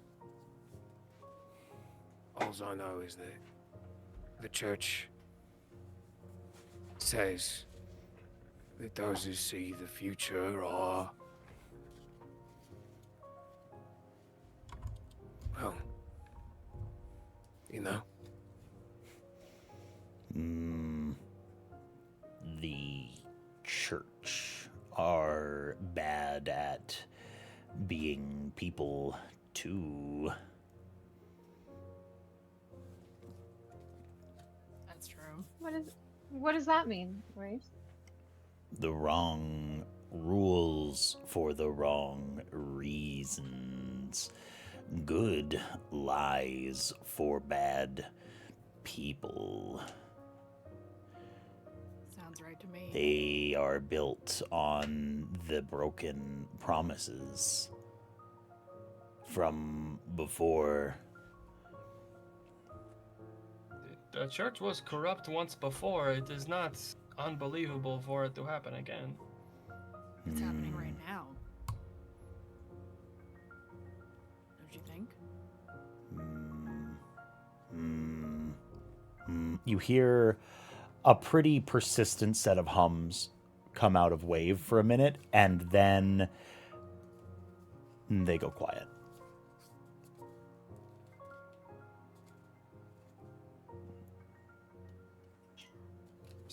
Wave, is something wrong? Is there something you want to tell us? There are cousins here watching, listening. Cousins? Like Like my watching cousins. who? Bear starts looking for other Herdazians in the bar. Yes. There's no other Herdazians. You mean cousins like more spread? Like me. Watching us?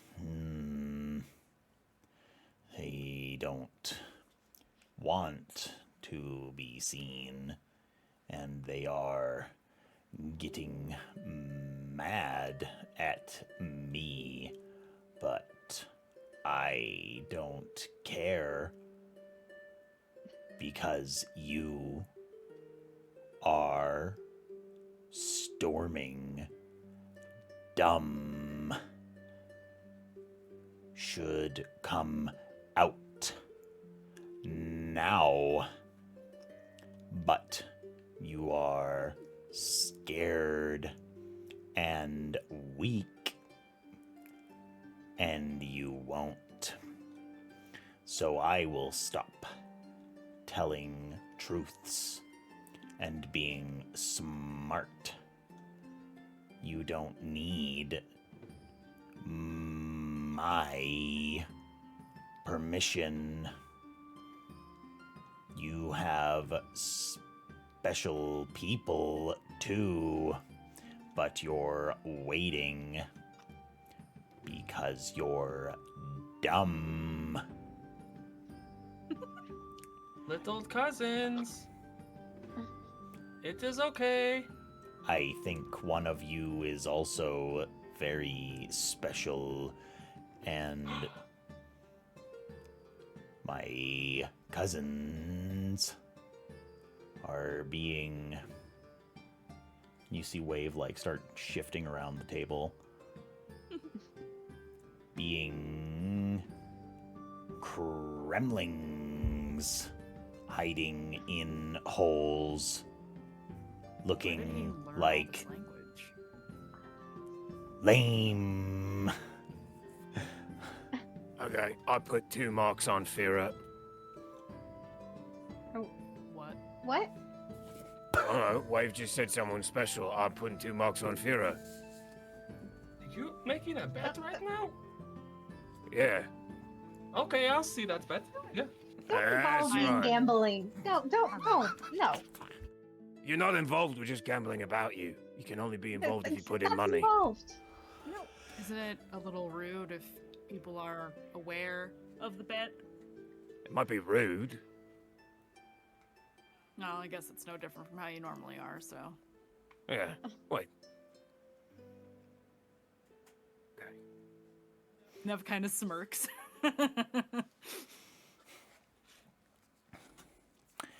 Are there any Kremlings around? Oh, that's a good question. That's a real good question. Go ahead and give me a perception for the people that are interested in looking for Kremlings for whatever reason. Yeah, well, just bait me with that. Nah, I don't see nothing. 10. 15. You're looking for Kremlings? You're sure looking for them. I'm looking for something. Yeah. Little cousins, where are you? I don't think they are coming out. That's fine. Looks like somebody is weak. And you are being... Are you talking about the little cousins or the special person? My cousins, they don't need to say... And then Wave goes quiet. No, they don't need to say the words first. You can pick them anyway. You are being a... Yes. A Kremhead. That's right. I will say it as much as I want. All of my humans think the same. They think you are Kremheads, and you can't argue because you're lame and Y'all dumb. little Kremheads, come on, get out of Okay, here. alright. Stop hiding. Elstrom, do you talk like this? No, this is... Where did he get all this language from? Hasn't he been hanging out with you? Yeah, but I feel like So, he's known other people before me. Alstrom, you're very familiar with the sort of language that Wave is using. Your sister speaks like this. Pretty routinely. If Wave has been speaking like this, it's definitely because Yeah. he's picked it up from your sister in all likelihood. Wave, have you been hanging out with us here? Your sister is She funny. And then you hear that has a very funny vernacular. almost that it's that for those of you that have read the books and are familiar with a very special cryptic, there it is that as almost as if it's laughter, but because of the way sound comes out of this spren, it doesn't really come out as laughter. It's just but it's definitely like a source of humor. Your sister. Aaron, Yeah.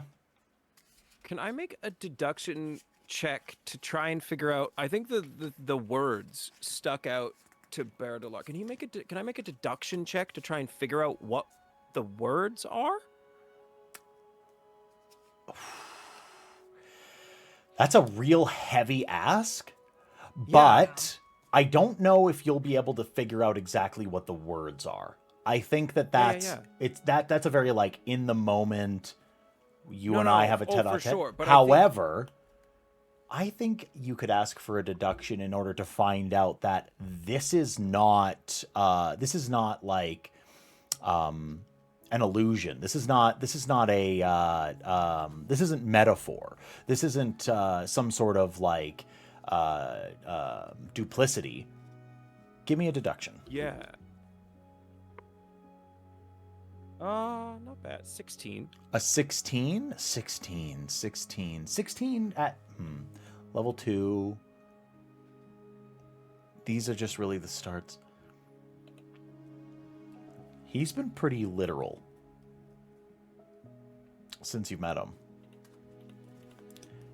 When you hear speaking the words, saying the words, that seems to have weight. This is a, frankly, lifestyle-breaking event. A spren speaking, candidly, strangely, in the middle of a table, in front of all of you, and you're taking... Bertilar is a very literal individual. Very grounded, very down to earth. Black is black, white is white. You know, footprints are footprints. They lead to a person, etc., etc. You're starting to suspect that there are words to speak in order to do something. And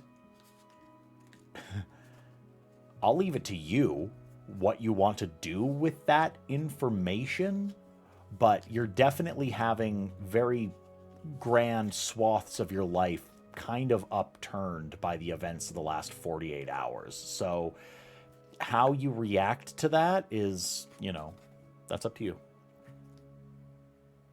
Yeah, he just quiet. Just quiet.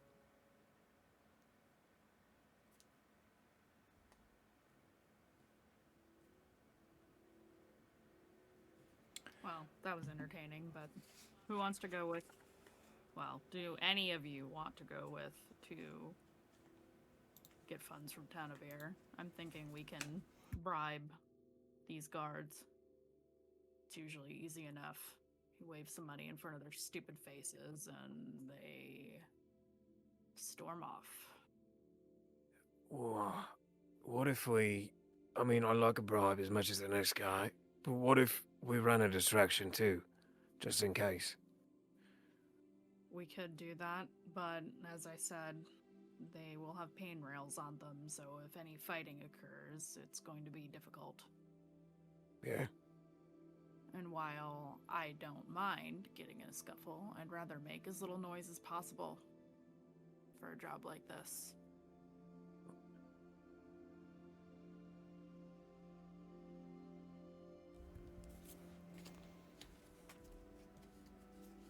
I'd rather not go speak to him personally. Fine. I'm going regardless of who decides to come with. If you want me to be the go-between, I will. I don't know if anybody should be talking to him alone, to be honest.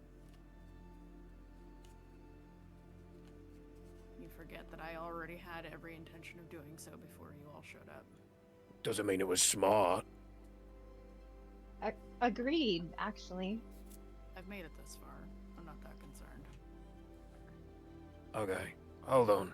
Let's think this through. You're getting a bribe. Alstrom, you said you might be able to take you the Fabrial.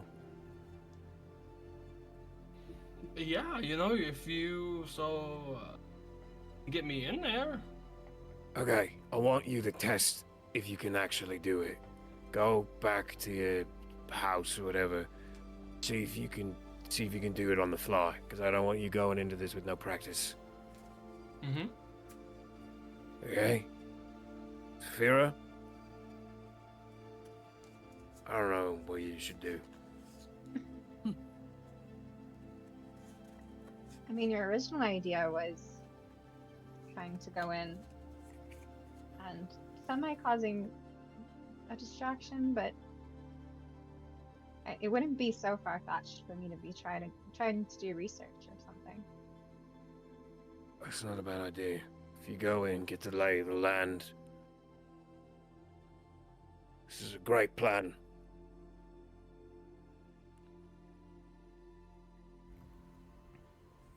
Well, and you?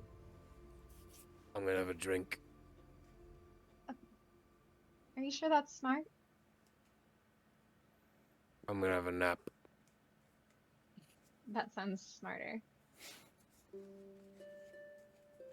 Or I can go. I can go in the valley. Or I can go with you. I will not be going with Alstrom because his sister will beat me up. Mm-hmm.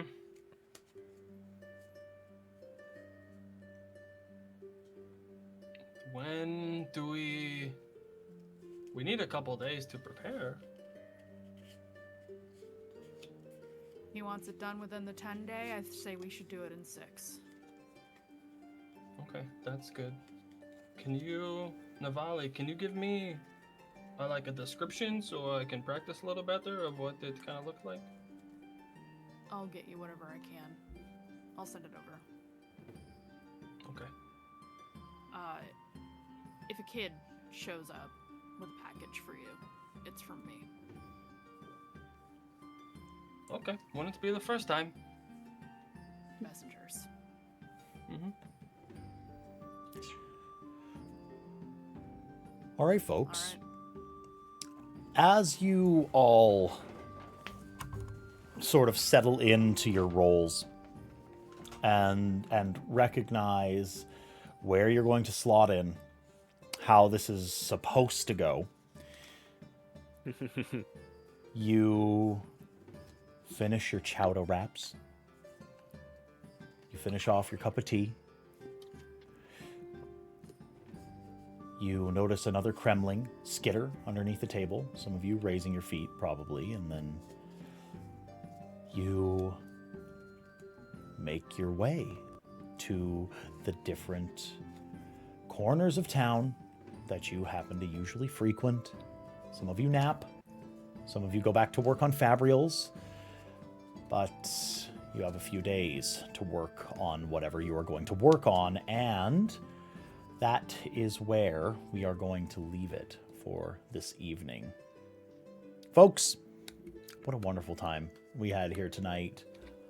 Hi, hello, how are you? I am Story Dad. I have brought you here this evening in order to dive into the world of the Cosmere RPG and tell this story of the downfall of Kholinar and the heroes that live through that event. It is at this point in the evening that I think we should go around the table and really quickly introduce ourselves, say where we can find each other, and then we will say goodbye. Hello. I think we should start with Craig. Who are you? Where can people find you? Hey everybody, I'm Craig, aka Craig of Inspiration. You can find me all over the place at Craig of Inspiration, and I'm just trying to help more people play tabletop games. So join me, please. Do it. Follow Craig. Craig has... Are you getting started with TTRPGs? Follow Craig. Have you been playing TTRPGs for 10 years? Follow Craig. Do you love gigantic fucking bags of dice? Follow Craig. 100%. Jem, who are you? Where can people find you? Hi, I'm Jem. You can find me everywhere at Gemaginative or on Twitch at Goodberry Cafe. And then this week, actually, in 24 hours, I will be flying to PAX U. So if you're there, say hi. I'm not saying out. But yeah, no upcoming projects yet. Not yet. Mandy, other than being the wonderful Lupe Escondido within our Sanguine Dominion campaign, as well as the Professor Raphael in Sanguine Dominion 1894, as well as a Crit Award nominated Dungeons & Dragons DM, who are you? Where can people find you? Hi everybody, I'm Mandy, or the Mandy, all over the internet. Yes, I play lots of characters in lots of places. I also do art, so if you want cool art of your characters, you should commission me sometime. Anyway, follow me on Twitch. That's all I got. Lane. Hi, I'm Lane, and I'm bald. Thanks for being here. You could catch me at Randolph the Grey, maybe depending on the month. No, I want Gurch back. I might bring back Gurch. I want Gurch. All of a sudden, I have all of this time available in my schedule. Gurch might be back. I sure hope so. Gurch's Gamer Church, in case anyone was confused. Gamer Church, if anybody streams needs were to like know. 10 a.m. on Sunday. They were 10 a.m. on Sundays. I'd ramble into there. I'd watch some Balatro. The vibes were immaculate. I miss it. I miss it dearly. We might resuscitate Gurch. Hope so. And hi everybody, I'm StoryDad. You can find me on the internet at StoryDad pretty much everywhere. I shill my TTRPG channel that is here, Another World Tabletop. We stream every single week on Tuesdays and on Saturdays. We do The Last Ideal here on Tuesdays, and we do Sanguine Dominion on Saturdays. Saturdays for vampires. And that's me. That's what I do on the internet. Right here on Beyonce's internet, we're rolling dice. What is up? We are going to ask that same question that we ask every single time. Is T-Pain live? T-Pain live? I'm looking. He was live earlier. So He was live earlier. I was watching him earlier because he was doing rehearsals for a performance of Club Husband, and he's not. Well, the nomination was 2 years back, Jarek, just so you know, but it is still a nomination. Let's see who is live on twitch.com, twitch.tv. We're gonna rock it. We're rocking into Captain Robert.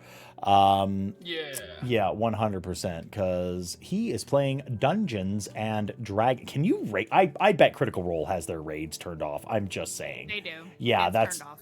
I'm almost. Yeah, I was gonna say almost That would be certain. ridiculous. Everyone would want to raid in. That's what. That's what I'm saying. All right, so we're gonna raid Captain Robert. Bam. Folks, go show Captain Robert that Another World Tabletop love.